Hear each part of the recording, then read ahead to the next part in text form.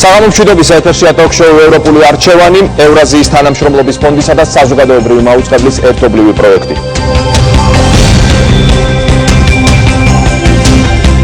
მიმოსვლა ევროპასთან გამარტივებული სავიზო რეჟიმი და რეადმისია, ახალი ვალდებულებები და პროცედურები როდის და როგორ მოხდება იმ ადამიანების უკან დაბრუნება, რომლებიც არალეგალურად ევროკავშირის ქვეყნების ტერიტორიაზე ცხოვრობენ.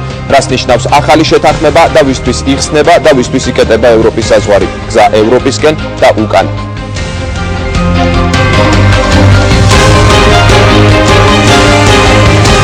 ეთერშია ევროპული არჩევანი. კიდევ ერთხელ მოგესალმებით. მიმოსვლა ევროპასთან სავიზო რეჟიმისა და რეადმისიის შეთანხმების ხელმოწერით საქართველოს ევროკავშირთან ურთიერთობის ახალ ეტაპზე გადავიდა. შეთანხმება საქართველოს მოქალაქეებს მოკლევადიანი ვიზების შესაძლებლობას უმარტივებს. ამასთან ითვალისწინებს ერთობლივი ქმედებების განხორციელებას მიგრაციის შესაძლო რისკების თავიდან აცილების მიზნით. სავიზო ბარიერების შემცირება ევროპის მასშტაბით უპრობლემო გადაადგილების საშუალებას იძლევა. წარმოგიდგენთ დღევანდელი ჩვენი გადაცემის სტუმრებს, ბატონი დავით დარჩიაშვილი, ევროპასთან ინტეგრაციის კომიტეტის თავმჯდომარე, დიდი მადლობა მობრძანებისთვის. ბატონი დიმიტრი ლორთქიფანიძე, ადამიანის უფლებათა დაცვის და სამოქალაქო ინტეგრაციის კომიტეტის თავმჯდომარის მოადგილე, თამარ ბერუჩაშვილი, საქართველოს ევროპულ და ევროატლანტიკურ სტრუქტურებში ინტეგრაციის საკითხებში სახელმწიფო მინისტრის მრჩეველი, მოგესალმებით. თენგიზ ფხალაძე, ექსპერტი, გეოპოლიტიკური კვლევების საერთაშორისო ცენტრის ხელმძღვანელი, გიორგი ტაბატაძე, საგარეო საქმეთა სამინისტროს საკონსულო დეპარტამენტის დირექტორი და გიორგი გაბრიელაშვილი, საქართველოს იუსტიციის სამინისტროს სამოქალაქო რეესტრის სააგენტოს თავმჯდომარის მოადგილე, ვანო ჩხიკვაძე, მიგრაციის საერთაშორისო ორგანიზაციის მისიის წარმოადგენელი საქართველოში. მოგესალმებით ყველას, ძალიან დიდი მადლობა. ბატონი დავით, უპირველეს ყოვლისა მინდა კითხოთ ამ შეთანხმების პოლიტიკური მნიშვნელობის შესახებ. ხელისუფლების წარმომადგენლები საუბრობენ იმაზე, რომ მას აქვს დიდი პოლიტიკური მნიშვნელობა და გთხოვთ განუმარტოთ ჩვენს მაყურებელს, რას გულისხმობთ ამაში. პოლიტიკური მნიშვნელობა მომდინარეობს თავად საქართველოს საგარეო პოლიტიკური არჩევანიდან, სტრატეგიული ხაზიდან, რაც აუცილებელია და რასაც ეყრდნობა ჩვენი ქვეყნის განვითარება, მისი მომავალი და ეს არის არჩევანი ევროპაზე. ევროპულ ცივილიზაციურ ოჯახში დაბრუნებაზე. საიდანაც ისტორიული ქარტეხილების გამო ვიყავით იზოლირებულნი, ეს მე მგონი მსმენელმა აბსოლუტური უმრავლესობა მსმენელისა საქმის კურსია რაზე ვსაუბრობთ, ხო? შესაბამისად ნებისმიერი ნაბიჯი, თუნდაც მცირე, ნებისმიერი ხელშეკრულება, რომელიც გვაახლოვებს ევროპულ ერებთან, გვიოლებს ურთიერთობებს, უფრო თანამშრომლობით ხდის როგორც სახელმწიფო სტრუქტურებს ერთმანეთის მიმართ, ისე ადამიანებს პირველ რიგში საბოლოო ჯამში ემსახურება საზოგადოებას. სახელისუფლო ურთიერთობები არ არის თვითმიზანი, ხო? ეს არის ძალზე მნიშვნელოვანი პოლიტიკურად საქართველოსათვის და უშუალოდ აისახება ჩვენი საზოგადოების მომავალზე, მის ყოველი წევრის განვითარებაზე. გასაგებია, რომ შეიძლება ეს ხვალვე ყოველ ოჯახს არ შეეხოს, ყველა არ მოგზაურობს და ასე შემდეგ, მაგრამ ადამიანის რიგითი მოქალაქეების არჩევანი ფართოვდება. იქიდან გამომდინარე, რომ იოლდება ურთიერთობა ევროკავშირის წევრ ქვეყნებთან, ევროპულ ქალაქებთან, ეს შეიძლება შეეხებოდეს ადამიანის საქმიანობის ნებისმიერ სფეროს. ქალბატონ თამარ, რა გამარტივებაზე და გაიოლებაზეა საუბარი, განვარტოთ. მიმოსვლის გამარტივება და ზოგადად სავიზო ლიბერალიზაცია ერთ-ერთი ცენტრალური ადგილია საქართველოს ევროკავშირის ურთიერთობაში, ამაზე ძალიან მკაფიოდ საუბრობს საქართველოს ევროკავშირის სამეზობლო პოლიტიკის სამოქმედო გეგმა, ასევე ამაზე უკვე ინტენსიური მოლაპარაკებები მიმდინარეობს საქართველოს ევროკავშირის ასოცირების შეთანხმების ფარგლებში. მინდა განსაკუთრებულად ასევე ხაზი გაუსვა იმ ფაქტს, რომ ევროკავშირის აღმოსავლეთ პარტნიორობის ფარგლებში მკაფიოდ დეკლარირებულია, რომ ევროკავშირის აღმოსავლეთ მეზობლებს საშუალება ექნებათ გრძელვადიან პერსპექტივაში ევროკავშირთან მქონდეთ უვიზო მიმოსვლა. რეალურად ეს არის უპირველეს ყოვლისა აღიარება იმ რეფორმებისა, რომელიც განახორციელა საქართველოს. საქართველოს პირველმა მიიღო სამხრეთ კავკასიის რეგიონიდან სავიზო რეჟიმის გამარტივება და ეს არის აღიარება ყველა იმ რეფორმებისა, რომელიც განხორციელდა საზღვრის მართვის სფეროში, მიგრაციის მართვის სფეროში, დოკუმენტების უსაფრთხოების უზრუნველყოფის სფეროში, შესაბამისი კადრების და ინფრასტრუქტურის აღჭურვის სფეროში, ყველა იმ უწყებებისა, რომლებიც ჩართული არიან ზოგადად ვიზების და მიგრაციის საკითხში და საერთოდ ჯამში ჩვენ დღეს ევროკავშირთან გვაქვს, მე თამამად შემიძლია ვთქვა, ყველაზე ხელსაყრელი სავიზო განმარტივების ხელშეკრულება იმ ქვეყნებთან შედარებით, რომლებიც უკვე ამ პროცესში ჩაერთვნენ, მაგალითად რუსეთთან, უკრაინასთან და მოლდოვასთან შედარებით. საქართველოს აქ ყველაზე მრავალფეროვანი ჯგუფი იმ კატეგორიებისა, რომლებიც მინიმალური ბიუროკრატიით გაიაფებულად, ანუ 60 ევროს მაგივრად 35 евро იქნება სავიზო მოსაკრებელი, 10 დღე არის ვადა უკვე განსაზღვრული ამ სავიზო პროცედურების ჩასატარებლად.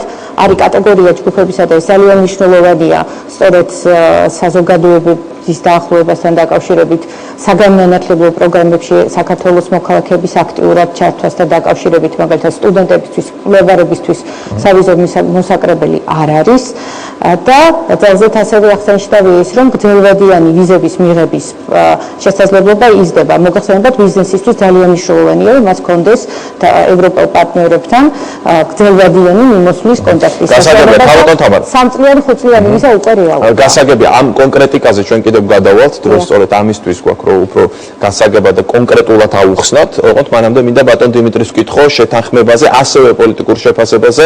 აქ არის ორი საკითხი, ერთი რომ ვთქვათ სავიზო რეჟიმი გამარტივდა, მაგრამ არის რეადმისიის საკითხი, ანუ არალეგალურად მცხოვრები ჩვენი თანამემამულეების სამშობლოში დაბრუნების საკითხი. რამდენად შეიცავს რისკებს ეს შეთანხმება თქვენი აზრით? პირველ რიგში მოგახსენებთ, რომ ევროკავშირთან გამარტივებული სავიზო რეჟიმი და რეადმისიის შეთანხმება ეს გახლავთ შედეგი ევროკავშირის სამეზობლო პოლიტიკის ფარგლებში განხორციელებული იმ სამოქმედო გეგმისა, რომელიც განისაზღვრა საქართველოსთვის 2006 წლიდან და პრაქტიკულად უკვე მეხუთე წელი სრულდება და შესაბამისად დროა იმისა, ასე ვთქვათ, თუ როგორ შევაფასებთ ამ 5 წლის განმავლობაში საქართველოს მიერ გადადგმულ ნაბიჯებს, მათ შორის დემოკრატიული ინსტიტუტების განვითარების კუთხით და ერთ-ერთი უმნიშვნელოვანესი საკითხი სწორედ გახლავთ სავიზო რეჟიმის გამარტივების თემა. 17 მარტს შედგა პროექტი, გაიხსნა 17 მარტს 2011 წლისა, რომელმაც უნდა უზრუნველყოს საქართველოს მიგრანტების, დაბრუნებული ქართველი მიგრანტების რესოციალიზაციისა და რეინტეგრაციის საკითხი და ასევე იმ ადამიანების ასე ვთქვათ, საკითხი, რომლებიც არიან მესამე ქვეყნებიდან შესული ევროკავშირის ტერიტორიაზე და რეადმისია, ანუ ეს არის საერთაშორისო სამართლებრივი ტერმინი, რომელიც გულისხმობს უკან დაბრუნებას, გულისხმობს ასევე იმ ადამიანების უკან დაბრუნება საქართველოს ტერიტორიაზე, რომლებმაც თავის დროზე ტრანზიტულად გამოიყენეს ეს ქვეყანა. მე ვფიქრობ, რომ სათანადოდ არის თუ არა შეფასებული საფრთხეები, შესაძლო საფრთხეები, რომელიც შეიძლება ამას მოყვეს. ვფიქრობ, რომ არასათანადოდ იყო თავის დროზე მედიით გაშუქებული, ვინაიდან რეადმისიაზე მე არ მახსოვს არც ერთი პერსონალური რაღაც ესეთი მნიშვნელოვანი თოქ-შოუან გადაცემა, რომელსაც ფართოდ გაეშუქებინა და საზოგადოებისთვის ნათელი ყოფილიყო თუ რას გულისხმობს ეს საერთაშორისო სამართლებრივი ტერმინი. კიდევ ერთხელ მინდა ხაზი გაუსვა, რომ იმ პრიორიტეტებს შორის, რომელსაც ჩვენ სამოქმედო გეგმა გვისახავს, ერთ-ერთი მნიშვნელოვანი პრიორიტეტი გახლავთ სწორედ საზღვრის მართვასთან დაკავშირებული საკითხები, ხოლო ეს თავისთავად გულისხმობს როგორც საქართველოს მოქალაქეების, ისე საქართველოს მოქალაქეების არ მქონე პირების და ასევე იმ პირების უკან დაბრუნებას, რომლებმაც თავის დროზე საქართველოს ტერიტორიით ისარგებლეს როგორც ტრანზიტული ქვეყნით და საქართველოს ტერიტორიის გავლით აღმოჩნდნენ ევროკავშირის სახელმწიფოებში. პრაქტიკულად საქართველოს იღებს ვალდებულებას და რა თქმა უნდა ევროკავშირი დაეხმარება ბუნებრივია საქართველოს ამ მისიის განხორციელებაში, მაგრამ ეს გამოიწვევს გარკვეულ ისეთ ასე ვთქვათ პრობლემებს ქვეყნისთვის, რომელიც ჩემი აზრით ჯერჯერობით გაშუქებული. აი ამ პრობლემებზე ვისაუბროთ, მოდით. შეუძლია თუ არა ამ შეთანხმების სრულად შესრულება სახელმწიფოს? მე მაგალითად გამიჭირდება ამაზე ცალსახად პასუხი გაგცეთ, თუმცა კიდევ ერთხელ ვიმეორებ, რომ საფრთხეები საკმაოდ მაღალია, გამომდინარე იქიდან, რომ შეიძლება საქართველოში კონცენტრირება მოხდეს იმ სხვადასხვა სახელმწიფოებიდან, ევროკავშირის სახელმწიფოებში მოხვედრილი ადამიანებისა, რომლებზეც საქართველოს უნდა აიღოს საერთაშორისო ვალდებულებით, ასე ვთქვათ, პირობით გათვალისწინებული ვალდებულება, უზრუნველყოს მათი დისლოკაციის ადგილი, შესაბამისად ეს მოითხოვს დამატებით ასიგნებებს ალბათ ბიუჯეტიდან და შესაბამისად სახელმწიფოს ბიუჯეტზე ეს პოვებს უდავოდ პოვებს ასახავს. გასაგებია ბატონ თეგის, თქვენ რა რისკებს ხედავთ ამ შეთანხმებაში? უპირველეს ყოვლისა აღნიშნავ, რომ ჯერ დავიწყებ დადებითი მხარეზე, რაც საზოგადოებისთვის არის, უპირველეს ყოვლისა არის ის, რომ როდესაც ჩვენ ლაპარაკობთ ევროკავშირთან ინტეგრაციაზე, უპირველეს ყოვლისა ეს არის საზოგადოების ტრანსფორმაცია და დაახლოება ევროპულ საზოგადოებასთან. აქედან გამომდინარე გამარტივებული სავიზო რეჟიმი სწორედ ამ საზოგადოებას აძლევს საშუალებას, რომ ისარგებლოს აი ამ სიკეთით. რაც შეეხება რეადმისიას და იმ რისკებს, რომლებიც არსებობს, მოით ესე ვთქვათ, რა რისკები არსებობს არალეგალურ ემიგრაციასთან დაკავშირებით ობიექტურად. ანუ რეადმისიის ხელშეკრულებაც რო არ იყოს, სახელმწიფოს ვალდებულებაა, რომ იზრუნოს საზღვარზე და იზრუნოს იმაზე, რომ არალეგალური პიროვნება არ მოხდეს ქვეყნის შიგნით. ხო? რეადმისია ამ შემთხვევაში მხოლოდ და მხოლოდ შეიძლება ამძაფრებდეს და რაღაც შემთხვევაში ავლენდეს იმას, რაც შეიძლება დღეისათვის არ იყოს მთლად ნათელი და აშკარა, ანუ ავლენდეს აი ამ რისკებს სააშკარაოზე გამოქონდეს, მაგრამ იმოდროულად მე ვფიქრობ, რომ სწორედ თანამშრომლობის ფორმატი ევროკავშირთან დაგვეხმარება ჩვენ იმაში, რომ აი ამ რისკებისგან დავიძრუნოთ თავი. იმიტომ რომ მოგეხსენებათ, რომ საქართველო თავისი გეოპოლიტიკური მდებარეობით არის იმ ველში, რომელზედაც ვირტუალურად რომ თქვა შეიძლება გაიაროს იმ სატრანზიტო კორიდორმა, რომელიც დაკავშირებულია არალეგალურ მიგრაციასთან და ამ საფრთხის და ამ გამოწვევის წინაშე მარტო ქვეყანა, მით უმეტეს საქართველოსნაირი ქვეყანა ნამდვილად ვერ გაუმკლავდება. აქედან გამომდინარე თანამშრომლობის საშუალებას მე უფრო მეცხედავ იმ რისკების დასაძლევად, რომელიც რეადმისიის ხელშეკრულების გარეშეც ობიექტურად არსებობს. დასაგებია, ქალბატონ თამარ, არსებობს საზოგადოებაში მოსაზრება, რომ ამ შეთანხმების შემდეგ შესაძლოა ის ადამიანები, რომლებიც არალეგალურად ცხოვრობენ ევროკავშირის წევრი ქვეყნების ტერიტორიაზე, შეიძლება უბრალოდ სულ ყველას მოუწიოს სამშობლოში ერთუცბად დაბრუნება. აი, ამ საკითხში ვფიქრობ განმარტებას მოითხოვს ეს შეთანხმება, რომ კონდეს სწორი ინფორმაცია ჩვენ საზოგადოებაში. ეს ნამდვილად გაზვიადებული და არასწორი ინტერპრეტაცია, როგორც უკვე აღინიშნა, სახელმწიფოს მოვალეობაა დაიბრუნოს თავისი მოქალაქეები, რომლებიც არალეგალურად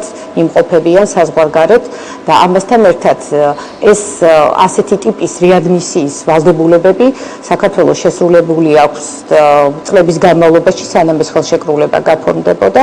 მნიშვნელოვანია ის, რომ ამ ხელშეკრულების გაფორმებით მკაფიოდ გაიწერა თანამშრომლობის წესები და პროცედურები და ამასთან ერთად ეს ხელშეკრულება იძლევა საშუალებას, რაც შეიძლება მასშტაბური დახმარება, მხარდაჭერა მოვიზიდოთ ევროკავშირიდან, ანუ ევროკომისიიდან და ასე ევროკავშირის წევრი ქვეყნებიდან, რომლებიც დაინტერესებული არიან მინიმალური გამოწვევები შეექმნას საქართველოს ამ ვალდებულებების ამოქმედებით. ანუ ხაზი რომ გავუსვათ იმას, რეადმისია და სავიზო გამარტივება, ეს არის ორი ხელშეკრულება ერთი პაკეტისა, რომელიც ტრადიციულად ფორმდება ევროკავშირის მხრიდან მესამე ქვეყნებთან.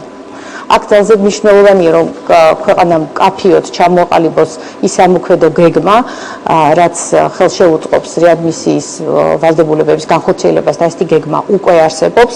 უფრო მეტიც, ჩვენ ინტენსიურად თანამშრომლობთ ევროკავშირის წევრი ქვეყნებთან, ასევე მიგრაციის საერთაშორისო ორგანიზაციასთან, რომ ერთობლივი ძალისხმევით უპასუხოთ იმ ყველა შესაძლო გამოწვევებს, რაც შეიძლება არსებობდეს ამ გზაზე. აქ აღინიშნა დამატებითი საბიუჯეტო ასიგნებები, რასაკვირველია დამატებითი საბიუჯეტო ასიგნებები საჭირო იქნება, იმიტომ რომ მიგრაციასთან დაკავშირებით ქვეყანა იღებს ვალდებულებას თუნდაც თავშესაფრის საკითხი მოაგვაროს საერთაშორისო ნორმების და სტანდარტების შესაბამისად. და აი აქაც ძალზედ მნიშვნელოვანია ის ექსპერტიზა, ის ფინანსური დახმარება, ის მხარდაჭერა, რასაც ჩვენი პარტნიორები გვიწევენ ამ საკითხების დარეგულირებასთან საკუთრებით. გასაგებია, ბატონ დავით, ევროკავშირის ელჩმა საქართველოში ესეთი განცხადება გააკეთა, სავიზო და რეადმისიის შეთანხმება ერთი მედლის ორი მხარეა და შეუძლებელია ერთ-ერთის წარმატებით განხორციელება მეორეს გარეშე. წინააღმდეგ შემთხვევაში ევროპის დახურული კარის მიღმა აღმოჩნდებით, კარი დახურული რჩება თუ არ გადაიდგმება კონკრეტული ნაბიჯები ამ შეთანხმების შესრულებისთვის, სავიზო რეჟიმის გამარტივება საქართველოს მოქალაქეებს ცვლილებებს ერთბაშად არ მოუტანს. აუცილებელია, რომ ადამიანები აკმაყოფილებდნენ გარკვეულ სამართლებრივ მოთხოვნებს. ყველა ადამიანი, რამდენადაც გამარტივებული არ უნდა იყოს შესვლა ევროპის ტერიტორიაზე, აუცილებლად ლეგალურ საფუძველზე უნდა იმყოფებოდეს. რა პოლიტიკა აქვს სახელმწიფოს არალეგალებთან დაკავშირებით დღეს? ბუნებრივი არის, რომ ადამიანებს შორის იქნება თუ ქვეყნებს შორის შეთანხმება გულისხმობს როგორც უფლებებს, ისე ვალდებულებებს. და ყველაფერს აქვს თავისი ფასი. ცივილიზებული და დემოკრატიული ისეთი შეთანხმებებია, ანუ ამ პრინციპებს ისეთი პასუხობს, რომელიც ნათლად ამბობს რა არის ფასი. თორემ ჩვენ გვახსოვს შეთანხმებები ჩრდილოეთ მეზობელთან, რომელშიც შეიძლება ძალიან ბევრი ლამაზი სიტყვა ყოფილიყო, მაგრამ თქვათ ფარული არსის უსხვა ყოფილიყო. აქ ყველაფერი ნათელია. 3 წლით, 5 წლით ლეგალურად, მათ შორის სამუშაოს, თქვათ, ლეგალური მიღების შესაძლებლობებით შეიძლება ისარგებლოს საქართველოს მოქალაქემ ეს ყველაფერი დაუждდეს ნაკლები ვიდრე უждდებოდა, დაუждდეს ნაკლები დრო მათ შორის, მაგრამ თუ ის უკანონოდ მიდის, თუ ის ვიზის გარეშე მიდის, ან ვიზა არის სასწავლო და ვიზას ვადა გაუვიდა და მაინც რჩება. ბუნებრივია ის უკვე შედის, თქვათ, არასამართლებრივ სივრცეში და ის არის დამნაშავე იმ კონკრეტული ქვეყნის ტერიტორიაზე, რომელზეც იმყოფება, ხო? ეს ასე იყო, როგორც ქალბატონმა თამარმა თქვა, წლების განმავლობაში საქართველოს ცალკეულ ქვეყნებთან, ევროკავშირის წევრ ქვეყნებთან ჰქონდა ასეთი ხელშეკრულებები გაფორმებული, რაზეც ვალდებულებას იღებდა, რომ არალეგალურად იქ მყოფი მოქალაქე თუ კი მას დააპატიმრებდნენ, ბუნებრივია იგი ვთქვათ, ექვემდებარებოდა დეპორტაციას, მის სამშობლოს მიეღო ეს ადამიანი. სავსებით ლოგიკური ვითარებაა და ეს ხდება, ასე ვთქვათ, უფრო სტანდარტიზირებული ფორმით მთელი ევროკავშირის მასშტაბით, რომ ცალ-ცალკე ქვეყნებთან, შვეიცარიასთან, გერმანიასთან, საფრანგეთთან იყო ეს შეთანხმებები. ეხლა ერთიანი შეთანხმება ფარავს ყოველივე ამას. და საქართველოს სახელმწიფოს პოლიტიკა რაში მდგომარეობს? აი, ჩვენ ეს გასაგებია, რომ ადამიანი რომ არალეგალურად მიდის, ის არღვევს კანონს, მაგრამ უკვე ძალიან ბევრი არალეგალი, აი მათთან დაკავშირებით რა პოლიტიკაა? იმ შემთხვევაში ეხლა ბუნებრივია, რომ დანაშაული კრიმინალი არსებობდა, არსებობს და იარსებებს ყველა ქვეყანაში, ხო? ვიღაცა მიდის ამაზე და შეიძლება წლების მანძილზე ვერც ვერავინ ვერასოდეს ვერ იპოვნოს. ასეთ პირობებშიც ბევრია. მაგრამ თუ კი გამოვლენა მოხდა ასეთი მდგომარეობისა, იმაზე ვთქვათ, სახელმწიფოებს აქვთ ვალდებულებები აღებული, რა უნდა გააკეთონ. და ამ შემთხვევაში ამ ახალი შეთანხმებით საქართველოს მეტ პოზიტიურ ვალდებულებას იღებს. არა უბრალოდ უნდა დაიბრუნოს, არამედ იზრუნოს მის რეინტეგრაციაზე. აი ეს არის საინტერესო. იქიდან ადამიანები ოჯახს უზავნიან ფულს, თუ კი აქ სახელმწიფო ეუბნება უნდა ჩამოვიდეს და ეს შეთანხმება ეუბნება უნდა დაბრუნდეს, თუ კი აქ დაბრუნდება, ექნება მას სამუშაო ადგილი. ეს პრობლემა, რა თქმა უნდა, ეხლა ჩვენ აი ეს პრობლემა როდესაც უმუშევრობა პრობლემა არის ქვეყანაში და ბუნებრივია, ვინც ჩამოვა ყველა მუცებ ის სამსახური იშოვოს, რაც მას სურს, ამისთანა პირობას ვერავინ თავის თავზე ვერ აიღებს, მაგრამ გარკვეული პერიოდის განმავლობაში ისევ ევროკავშირის ქვეყნებთან თანამშრომლობით, აი მაგალითად მიმდინარეობს მოლაპარაკება ჩეხეთის რესპუბლიკასთან, რომლის ფარგლებშიც გამიზნულია, რომ თვითონ ჩეხეთი არალეგალების დეპორტაციის შემთხვევაში გარკვეულ ფინანსურ ვალდებულებას თვითონ საქართველოსთან თუ საქართველოს მოქალაქეები არიან, საქართველოსთან ერთად იღებდეს. შვეიცარიელებს ჰქონდათ ასეთი პროგრამები, მათთვის თქვათ, ან მიკრობიზნესში ხელი შეწყობა, ან გარკვეული ტრენინგებით დახმარება, რომ ადამიანი უფრო მზად იყოს სამშობლოში, საკუთარი ადგილისა და საკუთარი, ასე ვთქვათ, დასაქმების ძიების პროცესში და დამკვიდრებისათვის. ხო, თორე პირდაპირ გარანტირებული იყოს, ან ვალდებული იყოს სახელმწიფო, რომ ვინც კი უკანონოდ იმყოფებოდა, არ ვიცი, საბერძნეთში თუ სადღაც, ჩამოვა თუ არა აქ სამსახურს გამზადებულად მიიღებს, ბუნებრივია ასეთი რამ ხელშეკრულებაში არ დევს, ვერ ჩაიდება და არავინ შეცდომაში არ უნდა შევიყვანოთ.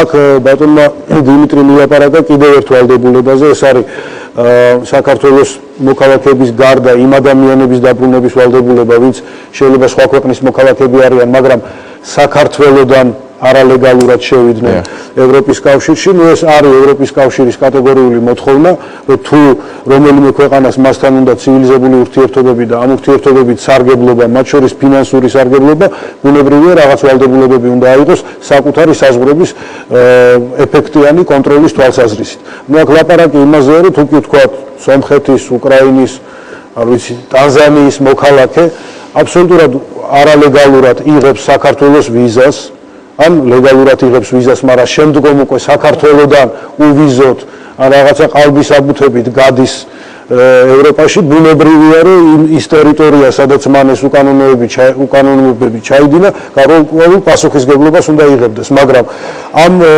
შეთანხმებას ვერ მივაღწევდით, რომ არ ყოფილიყო გარკვეული დარწმუნებულობა ევროკავშირის მხრიდან, რამდენად მზად არიან საქართველოს საზღვრის მაკონტროლებელი სტრუქტურები აღკვეთონ ასეთი შემთხვევები. არ დაუშვენ ასეთი შემთხვევები, რომ არალეგალურად საქართველოს ტერიტორია იქნას გამოყენებული ვიღაცის მიერ. გასაგებია, ბატონ ვანო ჭიკვაძეს მინდა დაუსვა შეკითხვა. ბატონ ვანო, თუ არსებობს სტატისტიკა, რამდენი არალეგალი ყავს საქართველოსდან წასული ევროკავშირის ქვეყნებში? მონაცემები, რა თქმა უნდა, გამიჭირდება. მე საუბარი უბრალოდ თუ თვითნებას დამთავრდაობდები იმ საკითხზე თქვენ აქ საუბრობდით ამ მიმართულებით თვითონ მიგრაციის საერთაშორისო ორგანიზაცია დიდი ხანია უკვე მუშაობს რაც აღნიშნა ბატონმა დათომ არა მარტო შვეიცარიასთან და ჩეხეთთან არამედ ირლანდიასთან და ევროპის თითქმის 10-მდე ქვეყანასთან არის გაფორმებული გარკვეული შეთანხმება ამასთან დაკავშირებით და ის ადამიანები და მინდა გავემიჯნო ამ საკითხს ესენი არ არიან ასე ვთქვათ კლასიკური გაგებით უკანონო მიგრანტები ანუ ისინი დამნაშავეები არ არიან კლასიკურად უკანონობას არ ჩადიან ასე ვთქვათ შესაბამისად ისინი ბრუნდებიან აქ მათ უტარდებათ გარკვეული ეს ექნება სამედიცინო დახმარება გარკვეული დაფინანსება რომ დაიწყონ მცირე ბიზნესი უტარდებათ ტრენინგები და ასე შემდეგ ანუ ეს ერთი მიმართულება არის და მეორე მიმართულება გახლავთ ის რომ ცნობიერების გაზრდის მიზნით რეგიონებში საქართველოს სხვადასხვა რეგიონში ტარდება ტრენინგები მოსახლეობასთან შეხვედრა ანუ პოტენციურ მიგრანტებთან შეხვედრა რომელთანაც ასე ვთქვათ აცნობენ იმ კანონმდებლობას იმ მოთხოვნებს რაც არის საჭირო ეს პოტენციური მიგრანტების ჯგუფს როგორ ადგენთ იცით რა არის ზოგადად ჩვენ ოფისები გვაქვს სხვადასხვა რეგიონებში და შესაბამისად როდესაც ხადდება ამის შესახებ და არის ხალხი მსურველები ეს არ არის ქვია დამალული ინფორმაცია რომ არის მოსახლეობაში სურვილი ზოგიერთ რეგიონებიდან განსაკუთრებით რომ წავიდნენ უცხოეთში მაგრამ მათ არ აქვთ ინფორმაცია რა შესაძლებლობები აქვთ იქ დასაქმების რა ელოდებათ და ასე შემდეგ და ასე შემდეგ სწორედ ამ მიმართულებით მუშაობთ ჩვენ და მათ ვაწვდით ინფორმაციას თუ რა ასე ვთქვათ რეგულარული გზები არის მათთვის იქ იმისათვის რომ მიიღონ სამსახურის სამუშაო. გასაგებია საგარეო საქმეთა სამინისტროს საკონსულო დეპარტამენტის დირექტორს დავაზუსტებ ბატონ გიორგის უნდა დაკავშირებით. ბუნებრივია ვიზის ვადის გასვლის შემდეგ სადღაც ყოფნა სადაც უფლება აღარ აქვს ეს არის კანონის დარღვევა და უკანონობა. ეს არ არის სისხლის სამართლის დანაშაული, ასე არ განიხილება თუ ადამიანმა დამატებით რამე არ ჩაიდინა, ხო? მაგრამ ეს არის უკანონობა და ადამიანი ექვემდებარება დეპორტაციას. ამაში არის თქვა უკანონობის არსი ამ შემთხვევაში. თუ ეს ადამიანი არ განიცდის ისეთ დევნას საკუთარ სამშობლოში, რომ თქვა ადამიანის უფლებათა ევროპული კონვენციის ფარგლებში მას რაღაცა თქვა უნდა მიენიჭოს იქ დახმარება აღმოეჩინოს და ამაზე მთელი ცალკე პროცედურები არის, მაგრამ თუ კი ასეთი არ არის, თუ მას უბრალოდ უნდა იქ ყოფნა, მაგრამ ამის კანონიერი საფუძველი არ აქვს, ბუნებრივია ის ექვემდებარებოდა აქამდეც და მომავალშიც დაექვემდებარება დეპორტაციას. რახან ამ საკითხს შეეხეთ ბატონო, რამდენად ხშირია რომ ეს არალეგალები ჩადიან შემდეგ კრიმინალს? აი ესეთ შემთხვევები ამის სტატისტიკა თუ არსებობს? ალბათ უფრო შინაგან საქმეთა სამინისტროს ექნება ზუსტი მონაცემები ამასთან დაკავშირებით, როცა ხდება მათი უკან დაბრუნება საქართველოში. კარგი, ბატონ გიორგი, მოდი განმარტოთ მაყურებელს, ვისთვის, რა კატეგორიისთვის გამარტივდა სავიზო რეჟიმი. გასაგებია ჟურნალისტებისთვის, ბიზნესმენებისთვის და სტუდენტებისთვის, მაგრამ სხვა კატეგორიის მოქალაქეებისთვის გამარტივდა თუ არა? დავიწყოთ იქიდან რომ ზოგადად მთლიანად საქართველოს მოქალაქეებისთვის მთლიანად გამარტივდა იმ თვალსაზრისით რომ როგორც ხალბატონმა თამბარმა აღნიშნა შემცირდა გადასახადი 60 ევროდან 35 ევრომდე შემცირდა ასე ვთქვათ ვიზის გაცემის პერიოდი დავიდა 10 დღემდე და განსაკუთრებულ შემთხვევაში ეს შეიძლება იყოს კიდევ უფრო მოკლე პერიოდი 2 დღის 2 დღე გარდა ამისა განისაზღვრა კატეგორიები, ჯამში ეს არის 22 კატეგორია, რომელთაც გარკვეული სხვადასხვა სახის შეღავათები ეხება. 11 სახის კატეგორია ვიზას მიიღებს უფასოდ, მასში შედიან არასრულწლოვანები, 12 წლამდე პენსიონერები, უნარშეზღუდულები, სამკურნალოდ მიმავალი პირები, თქვა სხვა ჰუმანიტარული მიზნებისთვის მიმავალი პირები, მათ შორის არიან ასევე ჟურნალისტები, სპორტულ ღონისძიებაში მონაწილე პირები, სამოქალაქო საზოგადოების წარმომადგენლები, ის პირები, ვინც მონაწილეობას იღებენ სხვადასხვა სემინარებში, კონფერენციებში, სიმპოზიუმებში და ასე შემდეგ. 13 კატეგორიისთვის განისაზღვრა ინდივიდუალური, ვთქვათ, სახის დოკუმენტაცია, თუ რა დოკუმენტები უნდა წარადგინონ მათ იმისათვის, რომ დაადასტურონ თავიანთი მგზავრობის მიზანი. ამ 13 კატეგორიაში ასევე შედიან სტუდენტები, ასპირანტები, მათი თანხლები, მასწავლებლები, არიან მათ შორის ჟურნალისტები, მეწარმეები, სხვადასხვა სახის ვთქვათ ბიზნესმენები, იგივე ამ კატეგორიას განეკუთვნებიან პირები, რომლებიც მონაწილეობენ სხვადასხვა სახის სიმპოზიუმებში, გამოფენებში, კულტურულ ღონისძიებებში, სამოქალაქო საზოგადოების წარმომადგენლები და არის მესამე კატეგორია, ეს არის 13, უпростоოდ უკაცრავად 11 კატეგორია არის ეს, რომელთაც საშუალება ექნებათ, რომ მომავალში მიიღონ უკვე მრავალჯერადი ვიზები, ესეც აღინიშნა ქალბატონი თამარის მიერ, რომ მათ ექნებათ საშუალება მიიღონ ჯერ ერთწლიანი ერთი წლის მოქმედების ვიზა და შემდგომ თუ წინა ვთქვათ ამ ვიზის მიღების შემდგომ ამ ვიზას გამოიყენებენ შესაბამისად და იქნება საფუძველი მათი მრავალჯერადი მგზავრობისთვის, მათ ექნებათ საშუალება უკვე მიიღონ 2-დან 5 წლამდე ვიზები. ამ კატეგორიასაც განეკუთვნებიან იგივე ვთქვათ მეწარმეები, ჟურნალისტები, სპორტსმენები და სპორტულ ღონისძიებაში მონაწილე პირები, სამოქალაქო საზოგადოება, ასპირანტები, სტუდენტები, ის პირები, ვინც ასევე იღებენ მონაწილეობას სხვადასხვა სახის სიმპოზიუმებში, გამოფენებში, ვთქვათ გაცვლით პროგრამებში და ასე შემდეგ და არის კიდევ ერთი დამატებითი კატეგორია, რომელსაც პირდაპირ შეუძლია მიიღოს 5 წლამდე მოქმედების ვიზა, ეს არის იმ მოქალაქის, საქართველოს მოქალაქის ახლო ნათესავები, რომლებიც სტუმრად მიემგზავრებიან საქართველოს მოქალაქეს და რომელსაც ცხოვრების ნებართვა აქვს, კანონი ლეგალურად ცხოვრების ნებართვა აქვს ევროკავშირის ტერიტორიაზე. გასაგებია, მადლობთ ესეთი თქვათ ამ უმწურავი ინფორმაციისთვის. ბატონ გიორგი გაბრიელაშვილს, სამოქალაქო რეესტრის სააგენტოს თავმჯდომარის მოადგილეს მინდა დაუსვა შეკითხვა. ეს შეთანხმება ამ შეთანხმების მიხედვით რა კუთხით უწევს სამოქალაქო რეესტრს მუშაობა? მოგახსენეთ სამოქალაქო რეესტრის უფლებამოსილება რეადმისიის ხელშეკრულების იმპლემენტაციაში მაინც ძალიან ფართო არ არის პასუხისმგებელი ორგანო და განაცხადის მიღება ორგანოდ განისაზღვრა საქართველოს შინაგან საქმეთა სამინისტრო, თუმცა განაცხადში მითითებული პირის იდენტიფიცირებას ცდილობს სამოქალაქო რეესტრის სააგენტო მისი მონაცემთა ბაზების საშუალებით. ამ თვალსაზრისით ბევრი შესაძლებლობა გვაქვს, რომ მოვახდინოთ იდენტიფიცირება საქართველოს მოქალაქეების და ეს გარკვეულწილად პოზიტიურად არის შეფასებული ევროკავშირის წევრი სახელმწიფოების მიერ და ალბათ შემდგომი ნაბიჯებისთვის, ვიზის გამარტივების თვალსაზრისით, როგორც ზოგადად რეადმისიის ხელშეკრულების იმპლემენტაცია, ესეც პოზიტიურად იქნება შეფასებული. გულისხმობ ფოტოსაძიებო სისტემას, რომელიც სამოქალაქო რეესტრის სააგენტომ განავითარა. ამ სისტემის ერთადერთი დანიშნულება არ გახლავთ რეადმისიას დაქვემდებარებული თუ კანდიდატების იდენტიფიცირება, ბევრი დანიშნულებით შეიძლება იქნას გამოყენებული სახელმწიფოს მიერ. თუმცა ამ საქმეშიც გვეხმარება, როდესაც ჩვენ გვაქვს ხარისხიანი ფოტო, ჩვენ მონაცემთა ბაზაში არსებობს ფოტოსურათები და იდენტიფიცირებისთვის შეგვიძლია გამოვიყენოთ, რა ძალიან გვეხმარება. წარსულში ეს ცოტა გართულებული შეთანხმების მიხედვით იდენტიფიცირება თავის თავზე იღებს ქართული მხარე? განაცხადში მითითებულია პირი, რომელსაც მიმართაც არსებობს ვარაუდი ეჭვით ჩამონათვალი დამტკიცებულებების, საიდან გამომდინარე ივარაუდება, რომ პირი არის საქართველოს მოქალაქე და შემდგომ რა თქმა უნდა აპრიორი არ ნიშნავს, რომ ავტომატურად უნდა მივიღოთ, ხო, ჩვენ უნდა მოვახდინოთ ამ ადამიანის იდენტიფიცირება. იდენტიფიცირების ერთ-ერთი კარგი საშუალება გახლავთ სწორედ ეს ფოტოსაძიებო სისტემა, თუმცა აღსანიშნავია, რომ ჩვენ ეს ვთქვათ მოვახდინეთ ქაღალდის ფორმით არსებული დოკუმენტების დიგიტალიზაცია, ანუ ვთქვათ მათი ელექტრონულ ფორმატში გადაყვანა და ეს საძიებო სისტემა ადვილად იძლევა ის იდენტიფიცირების საშუალებას ფოტოს გარაშეც, ანუ ბევრი შესაძლებლობა დღეს. თუ ნებას მომცემთ მე ვთქვათ ასე ხელმძღვანელობა მიგრაციის სამთავრობო კომისიის ეს ვთქვათ სამდივნო სამოქალაქო რეესტრის სააგენტოს დაევალა ამის ორგანიზაციული მხარდაჭერა, როგორც ცნობილია 2010 წლის ბოლოს ოქტომბერში შეიქმნა მიგრაციის სამთავრობო კომისია და მინდა შევეხმიანო აი ამ რეინტეგრაციის თემას, თქვენ ბრძანეთ დასაქმების თემა დაბრუნებულების. ბუნებრივია ამის ფუფუნება და ახლა რესურსი რომ გარანტირებულად ყველა დაბრუნებულს კონდეს სამსახური ამ ეტაპზე არ არსებობს, თუმცა სერიოზული ნაბიჯები იდგება ამ მიმართულებით.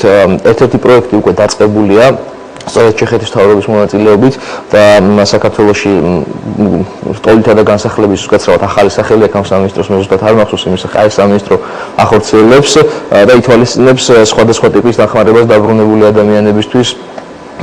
ეს გახლავთ ვთქვათ, როგორც ტრეინინგი, პროფესიული ჩვევების განვითარება, ზოგადად დაკვალიანება ადამიანები, რომლებიც 5-10 წელი და მეტი არიან წასული ქართულ რეალობაზე აღარ აქვთ ინფორმაცია და ორიენტაცია სჭირდებათ სიტუაციაში.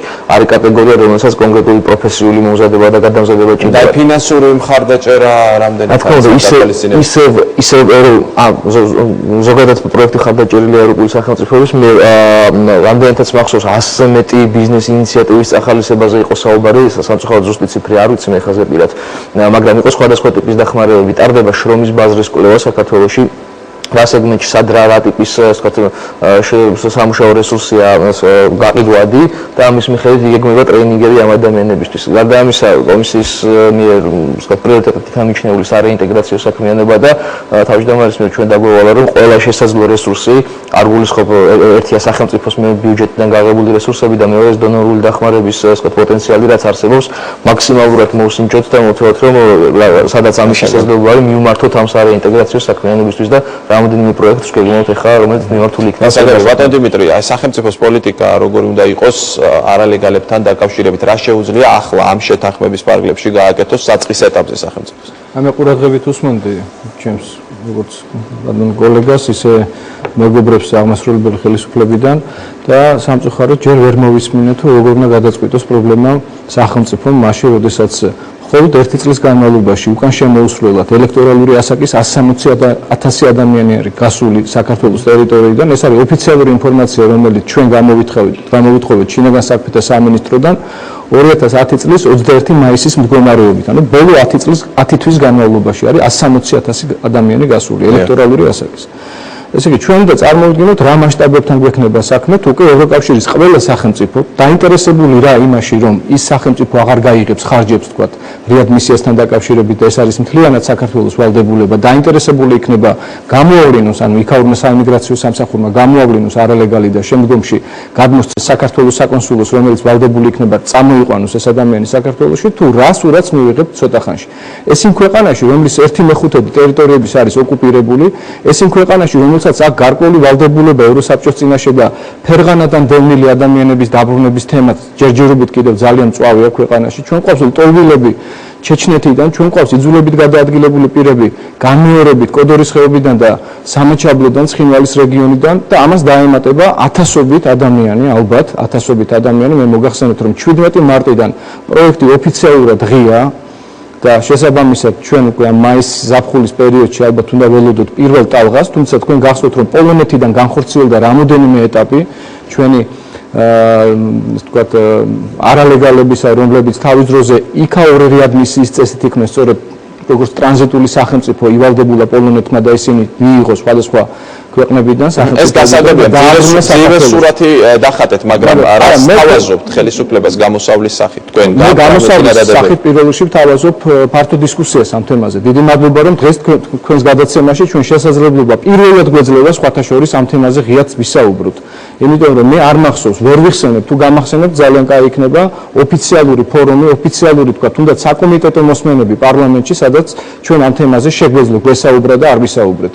მე რა თქმა უნდა მიმაჩნია, რომ დღევანდელი გადაცემა უნდა გახდეს სწორედ იმპულსის მიმნიჭებელი ამ დიალოგის ფართოდ გახსნისა და მე ვფიქრობ, რომ ძალიან ბევრი რისკ ფაქტორი იქნება შეფასებული სწორედ საქართველოს იმ მოქალაქეების სასარგებლოდ, რომლებიც არიან ერთადერთი მარჩენალნი თავიანთი ოჯახებისა, აქ დარჩენილი ოჯახებისა და რითაც სხვათა შორის ჩვენი ბიუჯეტიც გარკვეულწილად ხეირობს და ეს არ არის თქვათ ბოლო 10 წლის თემა. ეს არის ბოლო 20-25 წლის თემა და მოგეხსენებათ საქართველოსდან მხოლოდ ევროკავშირის სახელმწიფოებში არის უამრავი ადამიანი გასული. მე მარტივ სტატისტიკას გეტყვით, ეს ინფორმაცია მაქვს საბერძნეთის კონსულისგან, სადაც ვიმყოფებოდი სამუშაო ვიზიტით და იქ მე მივიღე ინფორმაცია, რომ 135,000 ადამიანი ქართველი საქართველოს მოქალაქე იმყოფება ქალაქ ათენში.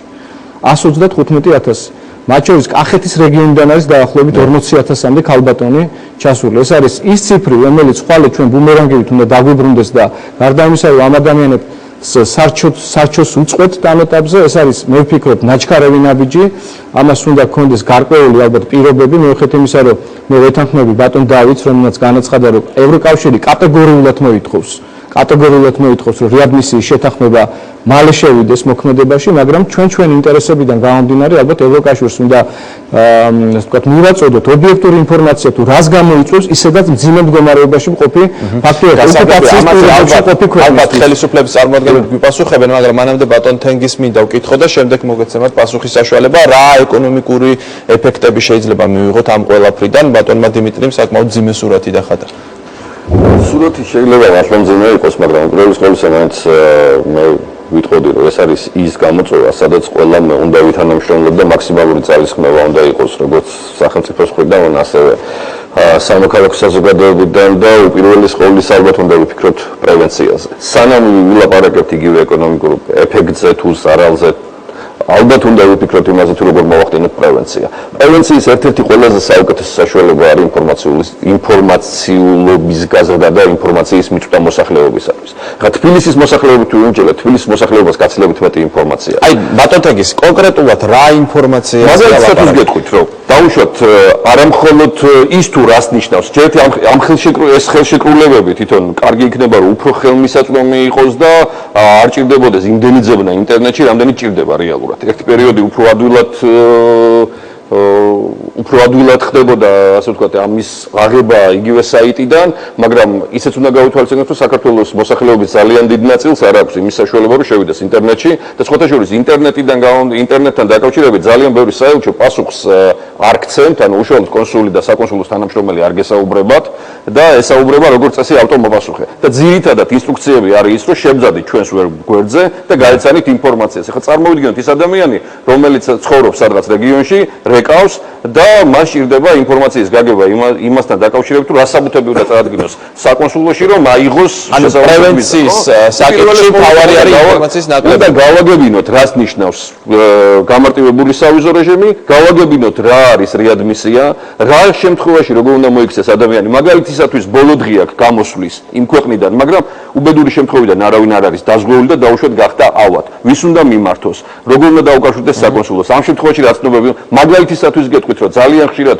უცხო ქვეყნის საკონსულო დაწესებულებებისგან არათუ უარის თქმის, არამედ დამატებითი მოთხოვნის ერთ-ერთი საფუძველი ხდება დაზღვევა, იმიტომ რომ როგორც წესი მოქალაქეები წარადგენენ დაზღვევას, თუ მიდის ადამიანი ერთი კვირით, მიაქვს ერთკვირიანი დაზღვევა და ახალი მოთხოვნებით ბევრი საკონსულო ითხოვს, რომ დაზღვევის ვადა აღემატებოდეს ორი კვირით ყოფნის ვადას, ხო? აი ეს ელემენტარული რაღაცეები თუნდაც, რომელიც შეიძლება ამ წუთას მოგეჩვენოთ ძალიან მარტივად, აი ეს მარტივი რაღაცების გადაწყვეტაც კი ადამიანს უადვილებს აი ამ პრობლემებთან ურთიერთობას. გარდა ამისა, იგივე რაც დაკავშირებულია მიგრაციასთან, ხო? ძალიან დიდი მნიშვნელობა იქნება, რომ ჩვენ მოსახლეობას მეტი ინფორმაცია ჰქონდეს, თუნდაც იგივე იმ სეზონურ სამუშაოებთან დაკავშირებით, ცირკულარულ მიგრაციასთან დაკავშირებით, იმასთან დაკავშირებით, რომ დაუშვათ მე რო ჩამოვიდე, როგორ შემიძლია ლეგალურად წავიდე და ასე შემდეგ. ანუ ინფორმაციულობა შესაძლებელია ძალიან კონკრეტულ რაღაცებს გულისხმობს, მაგრამ მერწმუნეთ, რომ პრევენციაში საკმაოდ დიდ როლს თამაშობს. გარდა ამისა, რა არსებობს კატეგორია, რომელიც არის დღესდღეობით საზღვარგარეთ, რომელიც რაღაც მიზეზების გამო სუბიექტური და ობიექტური მიზეზების გამო თავს არიდებს საქართველოს საკონსულო დაწესებულებებთან ურთიერთობას. ამ შემთხვევაშიც სამოქალაქო საზოგადოება ეს მიზეზები რა არის? იქნებ დააკონკრეტოთ. მიზეზები შეიძლება იყოს ის, რომ მე ამდენი ხანი არ გამოჩენილ ვარ. მიზეზები შეიძლება იყოს არაინფორმაციულობა და შიში. ამდენი ხანია მე არ დამდგარ ვარ საკონსულო აღრიცხვაზე. შეიძლება დაკარგული რო გამოჩნდეს, შეიძლება დავკარგო საქართველოს მოქალაქე. უამრავი სხვა რაღაცა შეიძლება არსებობდეს, 1000 სტერეოტიპი, რომელიც შეიძლება იყოს დაკავშირებული ამ პიროვნების ყოფნასთან. ხო, ჩვენ არ ვიცით ის როგორ ჩავიდა, დაუშვათ უკანონოდ გადალახა საზღვარი ეშინია პასუხისგებლობის და უამრავი სხვა რაღაცის. ასეთ შემთხვევაში შეიძლება დაუშვათ იგივე სამოქალაქო საზოგადოებამ გაუწიოს უფრო მეტი დახმარება, იმიტომ რომ შეიძლება იმ ორგანიზაციებს, ვისაც გვაქვს ურთიერთობა და გვყავს პარტნიორი ორგანიზაციები იგივე ევროპის ქვეყნებში, რომლებიც არიან უფლებათა დაცვით დაკავებული, მათ ელემენტარულად შეიძლება სამართლებრივი ინფორმაცია მიაწოდონ და თუნდაც ელემენტარული დახმარება გაუწიონ იმაში, რომ პოლიციაში რომ მივა ადამიანი, ენობრივი ბარიერი მოუხსნან. ანუ შეიძლება გარდა იმ გლობალური და რთულად გასაკეთებელი საქმეებისა, რომელიც დაკავშირებულია დამატებით დანახარჯებთან, შეიძლება პატარ-პატარა საქმეების კეთება რომლებიც დამერწმუნეთ, რომ გარკვეულწილად გაადვილებენ ვითარებას. თქვენ ინფორმირებულობასთან დაკავშირებით დაიწყეთ საუბარი და შემდეგ სხვა თემაზე გადავედით. მინდა რომ განაგრძოთ ეს საკითხი, რა პრობლემები გვხვდება ინფორმაციასთან დაკავშირებით. პრინციპში ის, რაზეც აქ იყო საუბარი, დიდწილად ხორციელდება, ну შეიძლება არა იმ მასშტაბებით, რაზეც ვისურვებდით, მაგრამ რეალურად ეს მიკროფონში თუ შეიძლება. დიდწილად ის აქტივობები, რაზეც აქ იყო საუბარი, ხორციელდება, მაგრამ ალბათ არა იმ მასშტაბებით, რაც სასურველია რომ იყოს და რა თუ კი გაიზრდება ამას, რა თქმა უნდა, და მხოლოდ მივესალმებით. სწორედ ის, რაზეც თქვენ ისაუბრეთ, ის თუ რა დოკუმენტები უნდა მოამზადონ, სანამ მიბრძანდებიან საკონსულოში ვიზის მისაღებად, მაგალითისათვის არის ხშირად თითქმის ყოველ დღე შემოდის ზარი ჩვენთან მიგრაციის საერთაშორისო ორგანიზაციაში და ჩემი კოლეგები ამასთან დაკავშირებით აკვალიანდებენ და აძლევენ ინფორმაციას. დიდწილად ძალიან ხშირად ყოველი ასე ვთქვათ, მსგავსი გადაცემის შემდგომ იქნება სატელევიზიო, რადიო გადაცემა, ეს ზარების რაოდენობა უფრო იმატებს და უფრო მეტად სურთ ინფორმაცია მიიღონ. ანუ გარკვეულწილად ამ მიმართულებით შეიძლება ითქვას მუშაობა მიმდინარეობს, მაგრამ რა თქმა უნდა ეს აი საკონსულოებთან დაკავშირებით არის მართლა ესეთ სერიოზული პრობლემები, როგორც ბატონმა თენგიზმა თქვა. ცოტა არის, ეს არის ხალხი ძირითადად, ვინც საქართველოშია, ვისაც ჩვენი გიკავშირდებიან და ძირითადად ისინი ითხოვენ დაუშვათ ინფორმაციას, რა სახის დოკუმენტები ჭირდებათ მათ, რომ იმართონ საკონსულოს. ეს ასე ვთქვათ, ძირითადი გასაგებია, ძალიან ბევრი რაღაც ითქვა, ბატონ დავით, თქვენ გსურდათ პასუხის გაცემა, შემდეგ ბატონ თამარ. დაუბრუნდები მაშინ იმ თქვათ საკითხებს, რაზეც ბატონი დიმიტრი საუბრობდა. რამოდენიმე მომენტი. ერთი რომ სრული პასუხისგებლობით მინდა განვაცხადო, რომ იმ სურათის სიმძიმესთან, ამ სიმძიმის ხარისხთან, რაც იქნა დახატული, თქვათ იმ რაოდენობასთან დაკავშირებით, რა რაოდენობის ადამიანებიც არიან, ლეგალურად თუ არალეგალურად, ესეც დასადგენი არის, თქვათ რა პროცენტი არსებობს აქედან არალეგალურების საზღვარგარეთ გასული. ამ სურათთან რეადმისიის ხელშეკრულებას არავითარი საერთო არ აქვს. ეს ხელშეკრულება იქნება თუ არ იქნება, ამ სურათს არც არაფერი ემატება და არც არაფერი აკლდება. ისევ ვიმეორებ. საქართველოს როგორც სახელმწიფოს ქონდა აქვს და ექნება ნებისმიერ ვითარებაში პასუხისგებლობა თავის იმ მოქალაქეებზე, რომლებიც სხვა ქვეყნის ტერიტორიაზე არალეგალურად იმყოფებიან. მე არ გამიგია ქვეყანა, რომელსაც ასეთი პასუხისგებლობა არ ქონდეს. და უბრალოდ საქმე იმაშია, რომ ეს თქვათ ქაღალდზე ეწეროს და რა ვადებში, რა პროცედურებით ხდება ამ პასუხისგებლობის თქვათ განხორციელება, ხო? ეს არ იყო შესული ძალაში რეადმისია, როდესაც მოქმედებდა. მაგრამ ის სიმძიმე, რაც ბატონმა დიმიტრიმ დახატა, ამასთან გამყოლებას როგორ აპირებს? რეადმისიის შესახებ ხელშეკრულების ხელმოწერა არის დაახლოებით იგივე, მე ცოტა თქვათ უტრირებას გავაკეთებ, რომ ჩვენ დიპლომატიურ ურთიერთობებზე მოვაწეროთ ხელშეკრულებას ხელი ევროკავშირის წევრ ქვეყნებთან. როგორ შეიძლება ამაზე უარის თქმა? არის ეს ვალდებულება, ეს უნდა ეწეროს. რაღაცა გარდაუვალი წესები არის ეს. ეგ ერთი.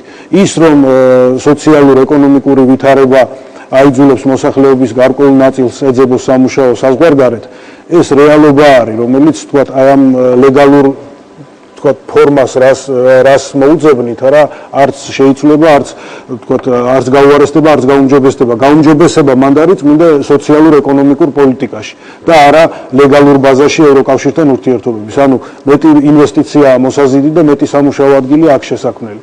მეორეც ახლა არ უნდა წარმოვიდგინოთ არაფრით ისე და არ უნდა თქვათ გავაზვიადოთ რისკები, რომ თითქოს და როგორც კი მოეწერა ამას ხელი, 10,000-ობით ადამიანი იქნება დეპორტირებული. არა. პირდაპირ გეტყვით, რომ ძალიან ბევრ ქვეყანაში აქ საბერძნეთი იქნა დასახელებული, სხვა ქვეყნები შეიძლება ვთქვათ, ასეთ ადამიანებს ასაქმებენ და მათი ასე ვთქვათ მასობრივი დეპორტაციით არ არიან დაინტერესებული. აი ეს არის ძალიან კარგად გასამართი, ბატონო. ისინი ვინც არალეგალურად არის, ხო? ხშირ შემთხვევაში მათზე თვალები იხუჭება ხოლმე და ეს ყველა მშვენივრად იციან თვითონ ამ პროცესში მონაწილე ადამიანებმა. ანუ ამ ხელშეკრულებით არ დგას საკითხი ისე, რომ ევროპამ გადაწყვიტა, რომ ყველა ამ ადამიანისაგან გათავისუფლდეს. ევროკავშირში ახლა სულ სხვა პრობლემაა, ეს არის ლიბიიდან და ტუნისიდან და ეგვიპტიდან წასული დიდი ნაკადი, 10,000-ობით ადამიანი, რომელიც ქმნის პრობლემას, თორე იქ ლეგალურად, ნახევრად ლეგალურად თუ არალეგალურად ზოგიერთი წლების მანძილზე დასაქმებული ადამიანისთვის ამ ხელშეკრულებით პრაქტიკულად არაფერი არ იცვლება. მაგრამ ეს ვალდებულება როგორც არსებობდა, ისე იარსებებს ამის შემდეგაც. ეს არ არის რაღაცა კამპანიის ნაწილი, რომ თითქოს ევროკავშირმა გადაწყვიტა საქართველოს თქო შემოუსიოს დევნილები ქალაქიდან. და ბოლოს მინდა ერთიც თქვა, რომ რაც შეეხება ინფორმირებულობას, გასაგებია, რომ ინფორმაცია არის ერთ-ერთი მთავარი ღირებულება თანამედროვე საზოგადოებაში. ამ თანამედროვე პირობებში ელექტრონულ საშუალებებს ვერც ვერ აუვლით, შეუძლებელია უბრალოდ რომ ყველა შემთხვევაში ადამიანს, ვისაც ინფორმაცია აინტერესებდეს, ინტერნეტის ნაცვლად კონკრეტული ადამიანი ელაპარაკებოდეს, იმიტომ რომ ამის მოთხოვნილება ისე მატულობს რაოდენობრივად, თვისობრივად, რომ ვერ აუვლენ, თქვათ, მაშინ 10-ჯერ მეტი მოხელე უნდა იყოს იმ საელჩოებშიც და 10-ჯერ მეტი მოხელე ყავდეს თვითონ საქართველოსაც. ასეთი რამ შეუძლებელია, მაგრამ მაქსიმუმი კეთდება იგივე პარლამენტში. ხო, ბატონ დიმიტრი არ არის იმ კომიტეტის წევრი, რომელიც ამ საკითხებს იხილავდა, თორე იქ არის ოპოზიციის წარმომადგენლებიც. ყოველთვიურად ჩვენ უშვებთ დაიჯესტს ევროპის დროით, რომელიც ვრცელდება მათ შორის რეგიონალური მედიის საშუალებით და ისევ ინტერნეტშიც იდება და ასე ვთქვათ, ფიზიკურადაც შეიძლება ამის აღება, სადაც ეს საკითხები ირჩეოდა. ქალბატონი თამარი ერთი სამჯერ მაინც მახსოვს, რომ განხილვებზე მოწვეული ყავდა და ვთქვათ, პროცესი მიდიოდა დაახლოებით 2 წლის განმავლობაში ამ მოლაპარაკებებზე და მათ შორის რეადმისიის დეტალების გარჩევაზე. ანუ ეს ყველაფერი არასოდეს არ ყოფილა და არც იქნება დახურული, ვერც იქნება. თუ ახლა რომელიღაც მედია საშუალებას თვითონ არ გამოუჩენია მეტი ინტერესი, რომ ამაზე მეტი საჯარო განხილვები ყოფილიყო, ეს რა ვქნათ, ეს ყველაზე ნაკლებად მე მგონი მაინც ამ შემთხვევაში დეპუტატების, რომელი ფრაქციიდანაც არ უნდა იყვნენ, პასუხისგებლობის საკითხია. მთავარია, რომ პარლამენტში ყურადღება ეთმობოდეს და ეს განხილვები როცა არის, აუცილებლად ცხადდებოდეს, როდის არის განხილვა, რაზე არის და ამის გადამოწმებად შეიძლება რომ ყოველი ასეთი განხილვა გაცხადებული იყო ხოლმე და არასოდეს კარები არ იყო. გასაგებია ქალბატონ თამარ, ინფორმირებულობასთან დაკავშირებით, ეკონომიკურ შედეგებთან დაკავშირებით, სოციალურ-ეკონომიკურ შედეგებთან ბევრი საკითხი დაისვა, ასევე მე მინდოდა მეკითხა პარტნიორობა მობილურობისთვის და ამაზეც შეგიძლიათ გაამახვილოთ ყურადღება და შემდეგ უნდა დავასრულოთ გადაცემა. დღეს რამდენჯერმე აღინიშნა კონკრეტული პროექტები ევროკავშირის წევრი ქვეყნებიდან, ასევე გაიჟღერა ისეთმა შედარებით უცნობმა კლიშემ, როგორც არის ცირკულარული მიგრაცია. ყველა ეს პროექტი, ყველა ეს ახალი შესაძლებლობა, რომელიც ევროკავშირთან თანამშრომლობის ფარგლებში უკვე 1 წელია საქართველოს რეალობაში ფუნქციონირებს, ეს არის ევროკავშირის პარტნიორობა მობილურობაში საქართველოს ჩართვა. საქართველო არის მეორე ქვეყანა ევროკავშირის აღმოსავლეთ მეზობლებიდან მოლდოვას შემდეგ, რომელიც ამ კონკრეტულ ძალიან ახალ ინიციატივაში ჩაერთო, რომელიც კონკრეტულად გულისხმობს რას? პირველი, ლეგალური მიგრაციის შესაძლებლობების შექმნა ცირკულარული მიგრაციის საფუძველზე. ცირკულარული წვიური მიგრაცია ნიშნავს იმ პროფესიის მქონე მესამე ქვეყნის, ანუ არა ევროკავშირის არა ქვეყნის მოქალაქე იღებს დროებით ბინადრობის საშუალებას ევროკავშირის წევრ ქვეყანაში, იქ მუშაობს გარკვეული დროის განმავლობაში, შემდეგ ბრუნდება თავის ქვეყანაში და შემდეგ მას კიდევ აქვს საშუალება, რომ დაბრუნდეს და გააგრძელოს თავისი პროფესიონალური განათლება, იქნება თუ დასაქმება. ეს არის ცირკულარული მიგრაცია, რომელიც ძალზედ პოპულარული იყო წლების განმავლობაში, მაგრამ ევროკავშირმა იმის გამო, რომ მას სჭირდება თავისი შრომის ბაზრის გაჯანსაღება, სჭირდება ნამდვილად გარკვეულ პროფესიებზე ახალი შრომითი რესურსების შემოდინება, გარკვეული ქვეყნები მოიწვია ამ ინიციატივაში ჩასართავად და ეს არის ევროკავშირის ახალი საიმიგრაციო კომუნიკეს ნაწილი. მეორე, სახელმწიფო აწარმოებს ძალიან ინტენსიურ მოლაპარაკებას ევროკავშირის წევრ ქვეყნებთან და ასევე სხვა განვითარებული სამყაროს ქვეყნებთან, რათა მათ მოიპოვოს შესაბამისი შრომითი კვოტები. ეს არის ასევე მიგრაციის, ლეგალური მიგრაციის ხელშეწყობა, რაც საშუალებას აძლევს ჩვენ მოქალაქეს პროგნოზირებად წინასწარ გაწერილი კონტრაქტის საფუძველზე, სადაც ის დაცულია სოციალურად, მიიღოს სამუშაოს პირობა ქვეყანაში და მესამე რაც ძალზედ მნიშვნელოვანია, ცირკულარული მიგრაციის ფარგლებში საშუალება ეძლევა ახალგაზრდა პროფესიონალებს დროებითი ბინადრობის გარკვეული დროის განმავლობაში იცხოვრონ ევროკავშირის წევრ ქვეყნებში, გაიღმავონ თავისი პროფესიონალური დონე და შემდეგ დაბრუნდნენ ასევე საქართველოში. ეს არის ძალიან საინტერესო სქემა, რომელიც სასარგებლოა როგორც იმ ქვეყნისთვის, რომელიც მიგრაციას წარმოშობს, ასევე იმ ქვეყნებისთვის, რომლებიც მიგრანტებს იღებს და ჩვენ უკვე გვაქვს პირველი მერცხალი ამ მიმართულებით საფრანგეთსა და საქართველოს შორის უკვე დასრულდა მოლაპარაკება ცირკულარული მიგრაციასა და დროებით ბინადრობით შესახებ, რომელიც ითვალისწინებს გარკვეულ კატეგორიას პროფესიების, რომელზეც იქნება მოთხოვნა საფრანგეთის შრომის ბაზარზე, საქართველოდან წარგზავნას, პლუს იქნება კიდევ წელიწადში 150 დასაწყისისთვის ახალგაზრდა პროფესიონალი, რომელსაც აქვს შესაბამისი თავსებადი განათლება ფრანგულ სისტემასთან, რომელიც ცირკულარული მიგრაციის საფუძველზე იმუშავებს საფრანგეთში და ბოლოს კიდევ რამინდა დავამატო ის, რომ პარტნიორობა მობილურობისთვის ითვალისწინებს ევროკავშირის წევრი ქვეყნების მხარდაჭერას ყველა იმ საქართველოს მოქალაქეებისთვის, რომელიც ამ ხელშეკრულების ფარგლებში იქნება დაბრუნებული საქართველოში, მათ სოციალურ, ხშირად სამედიცინო და ფინანსურ ხელშეწყობასაც რეინტეგრაციის და რესოციალიზაციის პროცესში. ამ ინიციატივაში ჩართულია ევროკავშირის 16 ქვეყანა და სწორედ ეს ძალიან დიდი პროექტი, რომელიც დასაწყისთვის არის 4 მილიონი ევროს ბიუჯეტით, ითვალისწინებს აი ამ მიმართულებით ძალიან აქტიურ თანამშრომლობას გასაგებია ჩვენ მოსახლეობის ხელშეკრულებად. ჩვენი საუბარი უნდა დავასრულოთ, თუ გსურთ ვინმეს რამის დამატება მოგცემ საშუალო. მიგრაციის თემასთან დაკავშირებით მართლაც პირველად გავიგე და ძალიან სასიამოვნოა, რომ ესეთი პროექტი არსებობს და შესაძლებელი იქნება, რომ ახალგაზრდა სპეციალისტებს დიახ, არა, ნამდვილად მნიშვნელოვანია, უბრალოდ ვისურვებდი, რომ კიდევ ერთხელ ვამბობ, ჩემთვის როგორც პარლამენტის წევრისთვის მნიშვნელოვანია, რომ ჩვენმა ამორჩეველმა ამის შესახებ უფრო, ასე ვთქვათ, ფართოდ იცოდეს და თითოეული დეტალისთვის, ასე ვთქვათ, მზად იყოს საზოგადოება, იმიტომ რომ ეს ეხება სწორედ იმ ახალგაზრდებს, რომლებსაც საშუალება ექნებათ მიიღონ განათლება და პარალელურად, როგორც მე შევიტყვი ხარ თქვენგან, იმუშაონ და რაღაც თავიანთი შემოსავალი ქონდეთ. თუმცა მე ვერ მივიღე კიდევ ერთხელ ვიმეორო კაპიტან თამარ პასუხი. აი მესამე პირებისთვის, რომლებსაც რეადმისიის ხელშეკრულებიდან გამომდინარე მოუწევთ უკან საქართველოს ტერიტორიაზე დაბრუნება. საქართველოს ხელისუფლება იქნება თუ არა ვალდებული შექმნას მათთვის ლტოლვილთა ბანაკები. აი ეს მაინტერესებს. იქნება თუ არა ასეთი ვალდებულება საქართველოს ხელისუფლების წინაშე. საკონსულოს. ვინ უპასუხებს და კი ბატონო. დეტალებზე თქვენ სასურველი იქნებოდა, რომ შინაგან საქმეთა სამინისტროს წარმომადგენლიც ყოფილიყო აქ. გეტყვით, მაგაზე ცალკე არის ევროკავშირიდან თანხების გამოყოფის შესაძლებლობა, ბუნებრივია, რომ ბიუჯეტიდანაც უნდა იყოს გარკვეული თქო თანადაფინანსება და წლების მანძილზე ამაზე მიმდინარეობდა მსჯელობა. მათ შორის ევროპის საბჭოს საპარლამენტო ასამბლეაში მიგრაციის კომიტეტის ფარგლებში მსჯელობდით ამაზე. მათ შორის იყო საშუალება გვენახა თითოეულ ქვეყანაში ევროკავშირის რას წარმოადგენს ასეთი ტიპის თავშესაფარი და ყველგან არსებობს.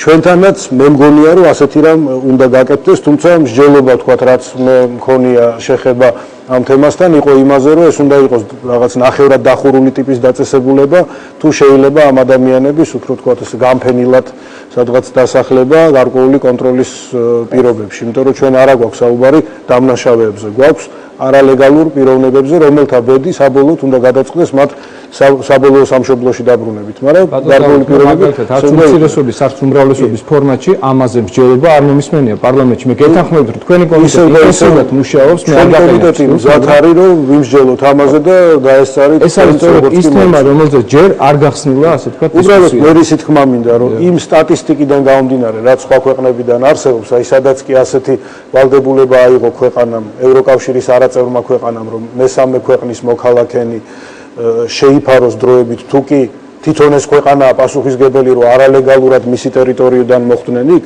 ეს არის ხოლმე როგორც წესი რამოდენიმე ათეული ადამიანი წელიწადში. აი ასეთი არის სტატისტიკა, რაზეც გვიმსჯელია, რასაბუთებიც გვინახავს და ამდენად აქ რაიმე განსაკუთრებულ რისკებზე, იმ გათვლებით იმ ინფორმაციას ინდოჩინეთის სახელმწიფო ტრანზიტის გავლით მოხვედრილი ადამიანების რიცხვი გაცილებით მეტია ვიდრე წელიწადში 10 ადამიანი და ჩვენ მოგვიწევს ამაზე სერიოზული დაფიქრება. პერსპექტივა შევეცდებით კომენტარი. ჩვენ უბრალოდ ვკაფიეთ, რომ წარმოვიდგინოთ, რომელი მესამე ქვეყნის რა ტიპის მოქალაქის დაბრუნების ვალდებულება, რეადმისიის ვალდებულება აქვს საქართველოს. იმ მოქალაქის, რომელიც ევროკავშირის ტერიტორიაზე დაკავების პირობებში კვლავ ფლობს მოქმედ საქართველოს ვიზას ან ბინადრობის უფლებას. ეხლა ჩვენ ამ სიტუაციაში რომ ვიტყვან გაგვიმართლა ამ კონკრეტულ სიტუაციაში, რომ ევროკავშირთან არ გვაქვს სახმელეთო საზღვარი და შავი ზღვაც არ არის ისეთი ტერიტორიული მოცულობის, როგორც თქვა 50 კილომეტრიანი დაშორება ტუნისიდან ლამპედუზამდე ნამდვილად. ამიტომ ჩვენ გვაქვს ძალიან შეზღუდული შესაძლებლობები, ვინ შეიძლება მოხვდეს არალეგალურად მესამე ქვეყნის მოქალაქე ევროკავშირის ტერიტორიაზე და ეს ფილტრები, რომლებიც არის საზღვარზე, რომელიც ითვალისწინებს კაფიო კარგ თანამშრომლობას ყველა იმ უწყებების და აქ ნახსენები იყო საინფორმაციო ბაზების თავსებადობა და ასე შემდეგ. საშუალებას გვაძლევს, რომ ნამდვილად ვივარაუდოთ და ეს სცენარები იყო ნაფიქრი და გათვლილი ასევე მოლაპარაკების პროცესში. იმ ქვეყნებს, რომელთაც სახმელეთო საზღვარი აქვთ ევროკავშირთან, ბევრად უფრო დიდი და სერიოზული რისკები აქვთ რეადმისიასთან დაკავშირებით. ხოლო საქართველოს პირობებში აქ ნამდვილად მინიმალურია ის საიმიგრაციო თქვათ ვალდებულები რეადმისიის, რომელიც მესამე ქვეყნებთან ჩვენ შეიძლება წარმოვიდგინოთ. თუმცა ვალდებულება რაც შეეხება თავშესაფარს, საქართველოს ვალდებულება აქვს ნამდვილად ამაზე მუშაობს და დღეს გაერო სერიოზულ მხარდაჭერას უჭერს შინაგან საქმეთა სამინისტროს, რომ ამ საკითხების დარეგულირება იყოს იმ მასშტაბის შესაბამისად ჩვენ გვაქვს. გასაგებია, ძალიან დიდი მადლობა მინდა გადაგიხადოთ გადაცემაში მობრძანებისთვის. რეკლამის შემდეგ შემოგთავაზებთ ინტერვიუს ევროკავშირის ყოფილ ელჩთან პერეკლუნთან, რომელიც რამდენიმე დღით თბილისში იყო ჩამოსული. დიალოგს უძღვება ჩემი კოლეგა რუსტამ ვაშაკიძე.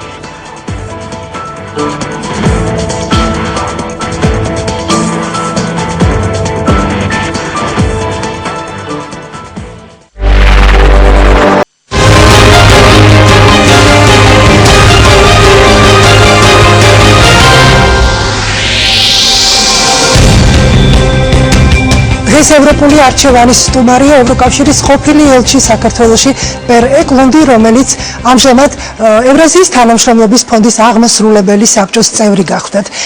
დიდი მადლობა ბატონო ეკლუნდ სტუდიაში მობრძანებისთვის და გადაცემაში მონაწილეობისთვის. ეს დიდი სიამოვნებაა ჩემთვის ვიყო აქ, მე ნასიამოვნები ვარ, რომ როგორც აი ამ საბჭოს წევრი, აღმასრულებელი საბჭოს წევრი, კვლავ დაუბრუნდი საქართველოს გარკვეულწილად. და ასევე მომავალშიაც დაუბრუნდები ამის იმედიც მაქვს. ჩემი პირველი შეკითხვა ეხება საქართველოს ევროკავშირის ურთიერთობას. თქვენ 4 წელი საქმიანობდით საქართველოში, როგორ ქვეყანაში ჩამოხვედით და როგორი ქვეყანა დატოვეთ 4 წლის შემდეგ? მე ვფიქრობ, რომ ჩემი ელჩობის, აწლიანი ელჩობის აი ყოფნისას მე უყურებდი და თავისებურად ვიყავი მოწვე იმისა, თუ როგორ შედიოდა ნელ-ნელა საქართველო სწორედ ევროკავშირში. აი აქ ხელმოწერილ იქნა 2006 წელს შესაბამისი დოკუმენტი თანამშრომლობისა, რომელიც უკვე შედის ძალაში თავისი ასრულების თვალსაზრისით, ასევე ჩვენ ღია სფეროს ღია სივრცის შესახებ მოვაწერეთ ხელი დოკუმენტს შეთანხმებას და ასევე ჩემი წასვლის წინ ჩვენ თავისუფალი ვაჭრობისა და ასოციაციის შესახებ მოვაწერეთ ხელშეკრულებას ხელი, ასევე ვიზების გამარტივებას. ეს პროცესი გრძელდება. გარდა ამისა, საქართველო ძალზე აქტიურად მონაწილეობს აღმოსავლური პარტნიორობის სფეროში და აი ეს საქმიანობა აღმოსავლეთის პარტნიორობისა, აღმოსავლეთის კეთილმეზობლობისა ისინი ერთმანეთს ერთ პლატფორმაზე ყოფნის დროს სხვადასხვა გამოცდილებას უზიარებენ. საქართველო ძალზედ ენერგიულად მოქმედებს ევროპული ინტეგრაციის პროცესში. ეს პროცესი ძალზე კარგად დაიწყო საქართველოს და იმედს გამოთქვა დარწმუნებულები კარგადაც დასრულდება. სანამ კონკრეტულად ამ ეტაპებს შევაფასებდით, მე მაინტერესებს თქვენი შეფასებები ფაქტურად მაშინ მოღვაწეობდით საქართველოში, როდესაც იყო ძალიან დაძაბული პოლიტიკური სიტუაცია, როდესაც მოხდა რუსეთ-საქართველოს ომი. რა ახალი რეალობის წინაშე აღმოჩნდით და რა გამოწვევების წინაშე ვდგევართ დღესაც? პირველ რიგში ჩვენ კვლავ ვდგევართ იმ პრობლემის წინაშე, რომელიც ტერიტორიულ საკითხს ეხება, იგივე სამხრეთ ოსეთის და რუსეთი ჯერ არ ასრულებს სწორედ აი ამ ვალდებულებასაც ეხება ცეცხლის შეწყვეტა. ეს არის ძალზედ მნიშვნელოვანი საკითხი, იგი გადაჭრას ჩაწურვებს. ეს არის უარყოფითი მომენტი, დადებითი მომენტი. გახლავთ ის, რომ მოლაპარაკება მაინც გრძელდება და აი ის სამოთხურო მისია ევროკავშირისა კვლავ საქართველოშია და იმედს გამოთქვავ, რომ მას მიეცემა საშუალება თავისი მანდატი უფრო გააგრძელოს და მისი მანდატი ასევე აფხაზეთსა და სამხრეთ ოსეთსაც გავრცელდეს. რასაკვირველია, არის რიგი გამოწვევებისა საქართველოს წინაშე მდგომი.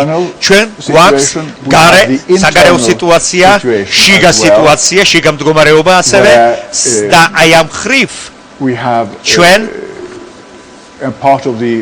ვართ შეიძლება ითქვას რადიკალურ სწორედ ოპოზიციის მომენტებსაც ვითვალისწინებთ. რომელიც ქუჩაში გამოდის და თხოვლობს რადიკალურ ცვლილებებს. ჩემის აზრით, საქართველოს პოლიტიკური განვითარებისათვის და სტაბილურობისათვის ძალზედ მნიშვნელოვანია, რომ არა აი ამ გზით, არამედ საპარლამენტო სამთავრობო ორგანოებში მოხდეს შესაბამისი ნაბიჯების გადადგმა.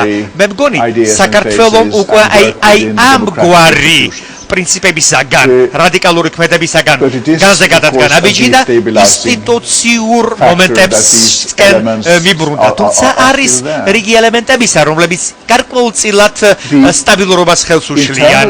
შიგა თავარი ამოცანა და თავარი გამოწვევა ეს ეკონომიკური მომენტია. სიღარიბე მე ვფიქრობ, რომ ეს ერთობ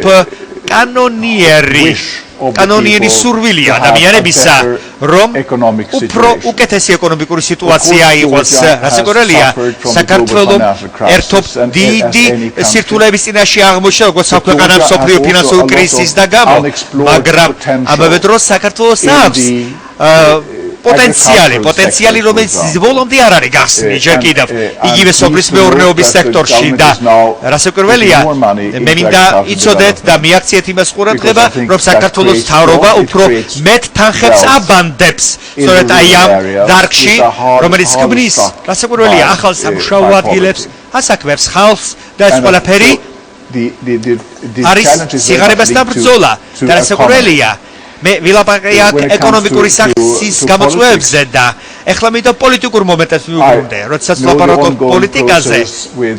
მე ვითვალისწინებ სწორედ აი იმ პროცესებზე, რომლებიც ეხება საარჩევნო კოდექსს. ძალზე მნიშვნელოვანია 2012-2013 წლების არჩევნების მოლოდინში და რასაკვირველია, ეს ყველაფერი აი ესე უნდა განხორციელდეს, რომ არჩევნები წესის და რიგის მიხედვით განხორციელდეს. ჩემი აკალჩატყოფის დროს ჩატარდა საპრეზიდენტო, საპარლამენტო და ადგილობრივი არჩევნები.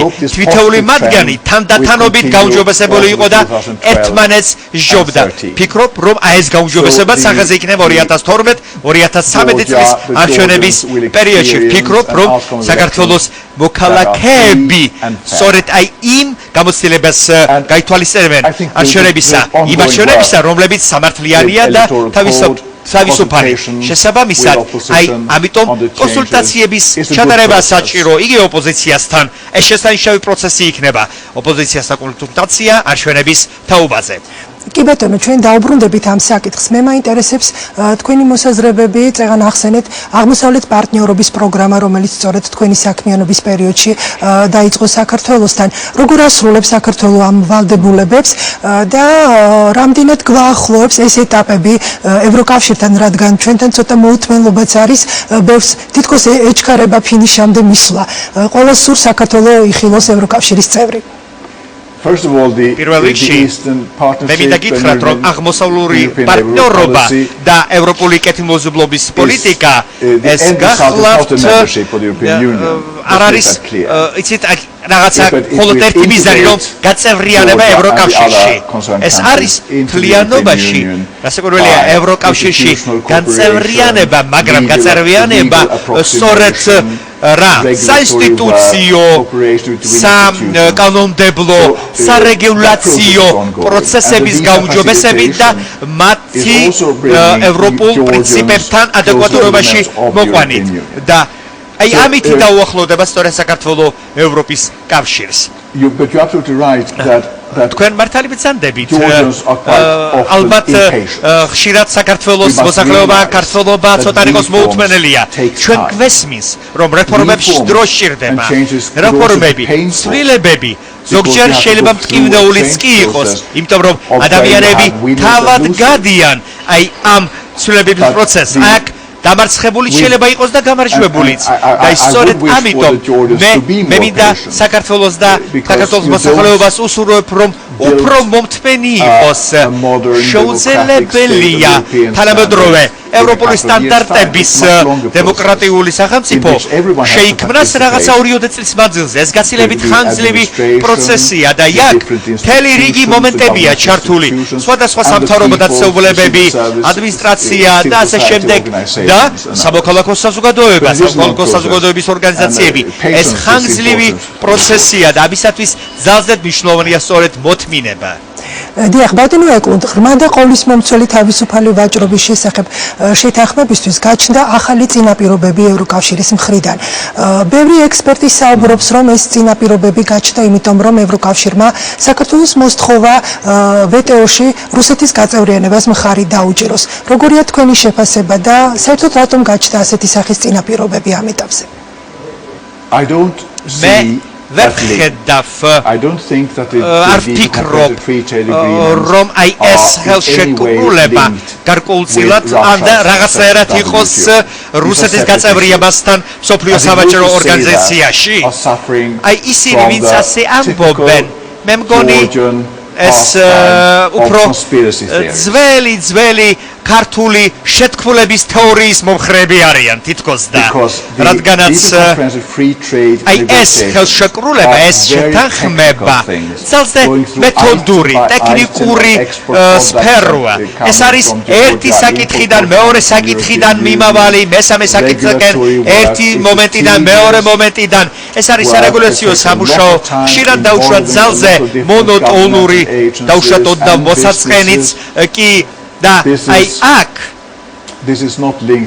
არ არის რაიმე დაკავშირებული მსოფლიო სავაჭრო ორგანიზაციასთან. კვლავ და კვლავ საჭირო მოთმინება ექსპერტებს უნდა დააცალოთ, რომ აი ამ საკითხებზე უფრო სრულად იმუშაონ.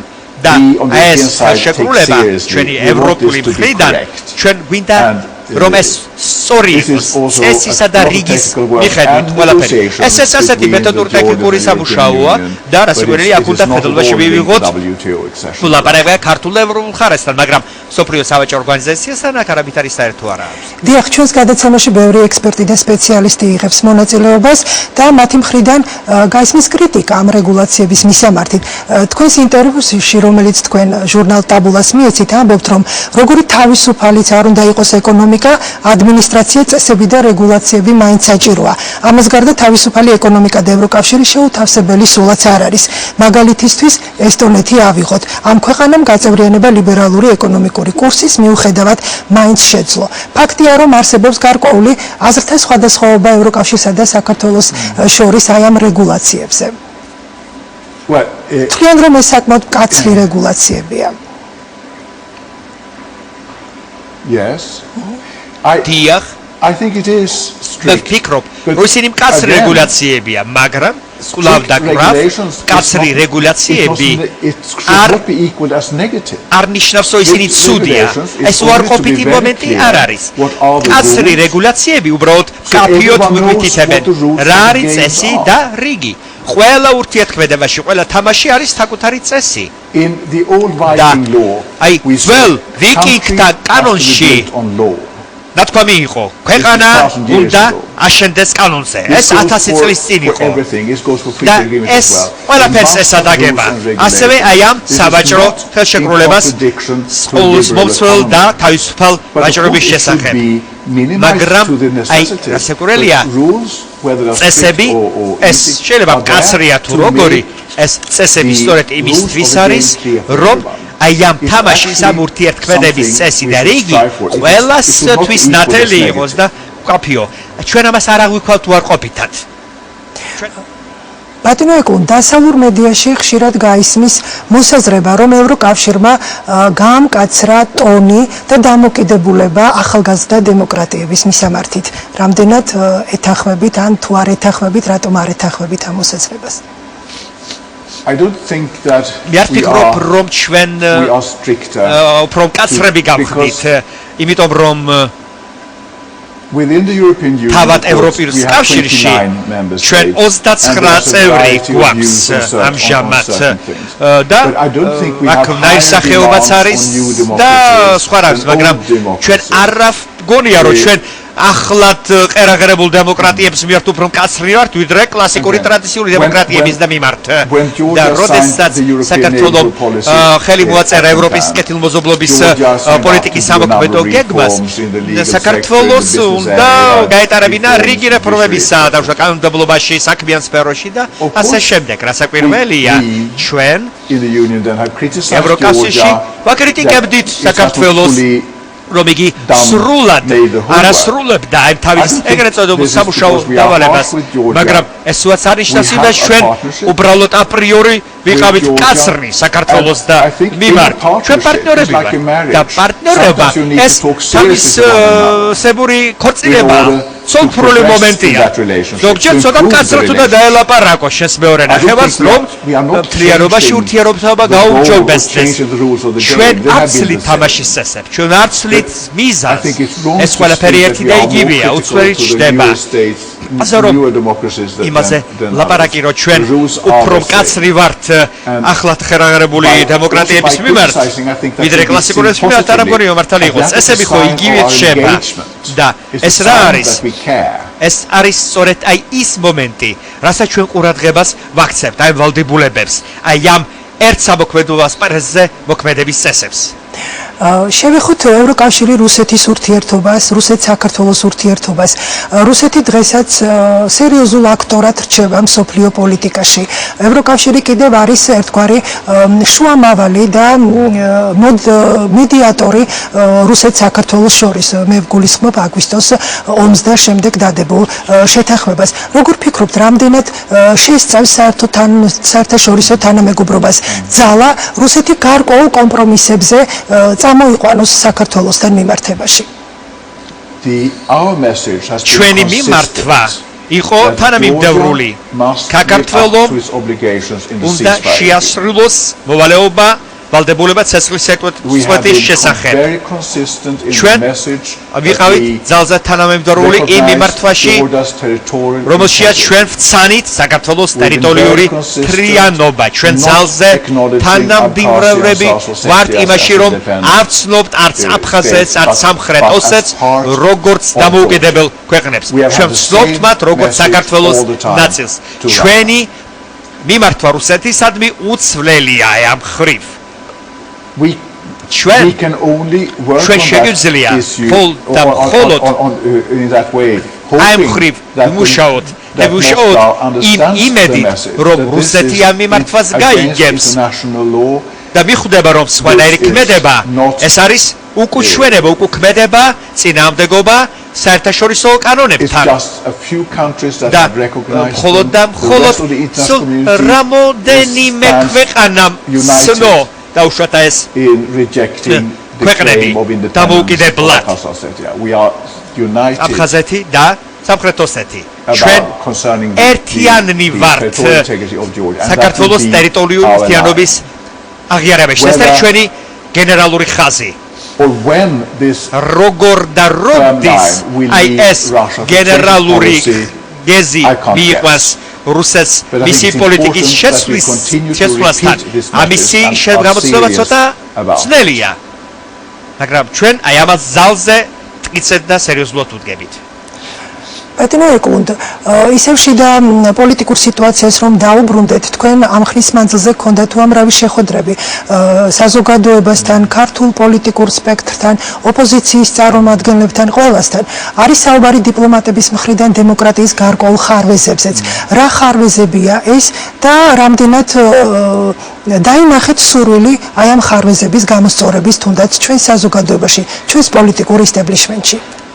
Well, I think you have a very active diplomatic service. თქვენ ძალზე აქტიური დიპლომატიური სამსახური გყავთ.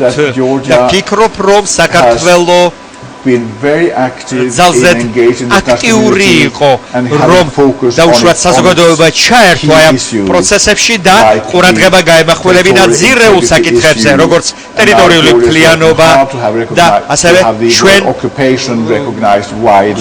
სწორედ აი ამაზე მუშაობდით ძალზე დიდი ძალისხმევით რომ ოკუპაცია მისი აღიარება დაგვეკანონებინა მე ვფიქრობ რომ დაუშვათ აი ეს კრიტიკა საქართველოს დემოკრატიის უარყოფითი მხარეებისა ძალზე ისეთ ქმედითი იყოს კვლავ საჭიროა თანამიმდევრობა ქართულ სახელმწიფოს და ქართულ პოლიტიკოსებს მიმართავ თანამიმდევრობის მომენტია ძალზე მნიშვნელოვანი რასაკვირველია მე ხარს უჭერ და შემეძლება რაც შემიძლია მხარი დაუჭირო საქართველოს გაწევრიანებას ევროკავშირში მის ცელობას ჩემთვის ეს არის სტაბილურობის საკითხი ეს არის საქართველოს აყვავების საკითხი რასაკვირველია ზოგჯერ ადამიანები ევროპის დედაქალაქებში ფიქრობენ რატომ ლაპარაკობენ დაუშვათ ქართველები ყოველთვის ბაჰრეინზე, სინგაპურზე და ასე შემდეგ. ჩვენ საქართველოს ევროპულ მოდელს თავაზობთ. კვლავ და კვლავ საჭირო ამ მხრივ უფრო მეტი თანამიმდევრობა. ჩვენ ვართ ნაწილი დაუშვათ ევროპული ოჯახისა, ევროპული, ასე ვთქვათ, წრისა. ჩვენ გვინდა ევროპას ვეკუთვნოდეთ და დარწმუნებული ვარ, რომ აი ამ პროცესში მოვადრე, როდესაც ევროპა საქართველოს ჩაიკრავს გულში. მე მინდა გაგახსენოთ თქვენი რჩევა, რომელიც ახალ ელჩს ურჩიეთ ბატონ ფილიპ დიმიტროს, რომ საქართველოს თავისებური ქვეყანა მკვეთრად გაყოფილი შავი და თეთრი არ არსებობს, მათ შორის ნაცრისფერის უამრავი ტონია, სწორედ ნაცრისფერ ტონებში გარკვევა უნდა მოახერხოს ჩემმა მემკვიდრემ და დარწმუნებული ვარ, რომ ამას შეძლებს. თქვენ რამდენად ადვილად მოახერხეთ ეს დღევანდელი გადასახედიდან და თქვენ თავად როგორ შეაფასებდით იმ მოღვაწეობას, რომელიც უკვე მრავალწლიანი მოღვაწეობით გაკავშირებთ საქართველოსთან? Well, it is right. მართალი ბრძანდებით. სიცოცხლე არ არის, ცხოვრება არ არის შავი და თეთრი და უამრავი ნაცრისფერია მათ შორის. არის ტენდენცია საქართველოში, საქართველოს პოლიტიკურ ცხოვრებაში, რომ იყოს მხოლოდ შავი და თეთრი. მაშინ ჩვენ უფრო და უფრო ორს მივაპყრობთ. მოპირაპირე მხარეს, მოპაექრეს. ალბათ უფრო დავიგებთ უკეთ დაუშვათ მოტივებს, მიზეზებს სხვადასხვა რეფორმებისა, ცვლილებებისა და ასე შემდეგ. აი ჩვენ ალბათ აღმოვაჩენთ, რომ უამრავია სწორედ რუხი, ნაცრისფერი და არა მხოლოდ ან შავი, ან თეთრი. ამიტომ ყურადღებით მოსმენა მოპაექრისა, საპირისპირო მხარისა, მისი მოწინააღმდეგის დაუშვათ ოპონენტის მოსაზრებების მისი არგუმენტებისა. აი საქართველოში პოლიტიკური კულტურა ჯერ კიდევ განვითარების მდგომარეობაშია. მე ასევე ვფიქრობ, რომ საქართველოს მოქალაქეები კიდევ და უფრო უკეთ დათანობით ცნობიერობენ პოლიტიკურ რეალობას და ცდილობენ ჩამოაყალიბონ თავისი მოსაზრება და უშუალოდ საკუთარი მოსაზრება და არა ისე რომ პოლიტიკოსების მოსაზრებიდან გამომდინარე. არა ისე რომ მიუსადაგონ თავისი მოსაზრება პოლიტიკოსებს, მართლ პოლიტიკოსებს ან ოპოზიციონურ პოლიტიკოსებს, არამედ თავისი მოსაზრება ჩამოაყალიბოთ. ამიტომ მე ვამბობ, რომ საჭიროა დაუშვათ არა მხოლოდ შეთქმულების თვალით შევხედოთ ყველაფერი, შეთქმულების მოსაზრებას მოусმინეთ. ეს ძველი ამბავია, ძველი ასე ვთქვათ მოსაზრებები. დაუშვათ იმის თვალსაზრისით, რომ აი ამის თქვა სწორედ რაღაცა ისეთ შეთქმულ ხასიათს ატარებს. არა, ჯობია ჩვენ საკუთარ თავს მივუპყროთ ყური, ჩვენ საკუთარ თავს მოусმინოთ და აი ამით შევქმნათ ჩვენივე მოსაზრება. და ბოლოს ბატონო ეკლუნდ გითხარით ოროდი სიტყვით თქვენი ახალი პოზიციის შესახებ და სამომავლო გეგმების შესახებ დარწმუნებული ვარ ის ქართულ მაყურებელს აინტერესებს. რას აპირებს დიპლომატიიდან წასული? თუ არ შეიძლება რომ ესე ვთქვა. Well, კარგით. First of all, I am retired. მე უკვე დამითხოვეს, მაგრამ მე თავს არ ვგრძნობ. That I can spend my days feeding the birds. მე ცხოვრება უნდა გავატარო დაუშვათ ჩიტების გამოყვებაში და ფილატელიაში. მე კვლავ ინტერესს ვამშრალებ პოლიტიკური ცხოვრების მიმართ. მე კვლავ და კვლავ ვადევნებ რა ხდება საქართველოში, ამიერკავკასიაში და მე ვცდილობ, რომ ჩემი წვლილით მე შევძლებ რომ დადებითი შევძინო თელ რიგ მოვლენებს ქვეყნიერების საკუთრებაში მე ჩავატარებ სემინარებს ჯაბას იმისათვის რომ უკეთ გაიგო რა ხდება სამხრეთ კავკასიაში რა არის სოფლიოს ეს რეგიონი და ვფიქრობ რომ შევეცდები რაც შემეძლება საუკეთესო წვლილი შევიტანო საქართველოს შემოვლი წვლილი საქართველოს ინტეგრირებაში ევროპულ სტრუქტურებაში მე უამრავი მეუღლეს და მე უამრავი მეგობარი გყავს აქ მიყვარს ეს ქვეყანა მინდა ხშირად დავბრუნდე საქართველო და ქართველობა ეს არ არის ისეთი რამ რომ თქვენ ხელი აიღოთ ყველაფერ ამაზე მხოლოდ და მხოლოდ იმიტომ რომ იქ აღარ მუშაობთ არა ეს ესე არ არის მე უსურვებ ამ ქვეყანას რომ მან იმოძრაოს ახლად ხელაღერებული დემოკრატიიდან მოწიფული დემოკრატიისაკენ რომ დაწესებულებები განვითარდეს პარლამენტი მთავრობა სამინისტროები სამთავრობო დაწესებულებები განვითარდნენ გაუმჯობესდნენ რომ კიდევ უფრო გაუმჯობესდეს მდგომარეობა ადამიანის უფლებათა სფეროში ეს ყველაფერი გაუმჯობესდა ჩემი ყოფნის დროს მაგრამ არის რიგი დაუშვათ სფეროები სადაც გაუმჯობესება კვლავ და კვლავ საჭიროა მასობრივი ინფორმაციის საშუალებები ასევე ესეც უნდა განვითარდეს იმისათვის რომ მოქალაქეებს ჰქონდეს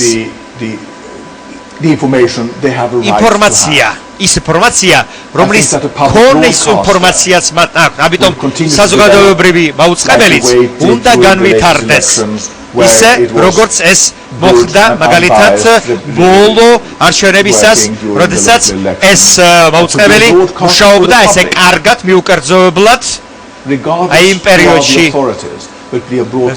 რასაკვირველია თქვენ უნდა თქვენი მაუწყებლობა საზოგადოებისათვის ჩაატაროთ და მოიპოვოთ მათი ნდობა რადგანაც ესეც სწორედ ეს არის ასეთი ევროპული გაწევრიანების და გაევროპელების პროცესი დიდი მადლობა მობრძანებისთვის და საუკეთესო სურვილებისთვის ჩვენი გადაცემის სტუმარი იყო საქართველოში ევროკავშირის ყოფილი ელჩი პერე კუნდი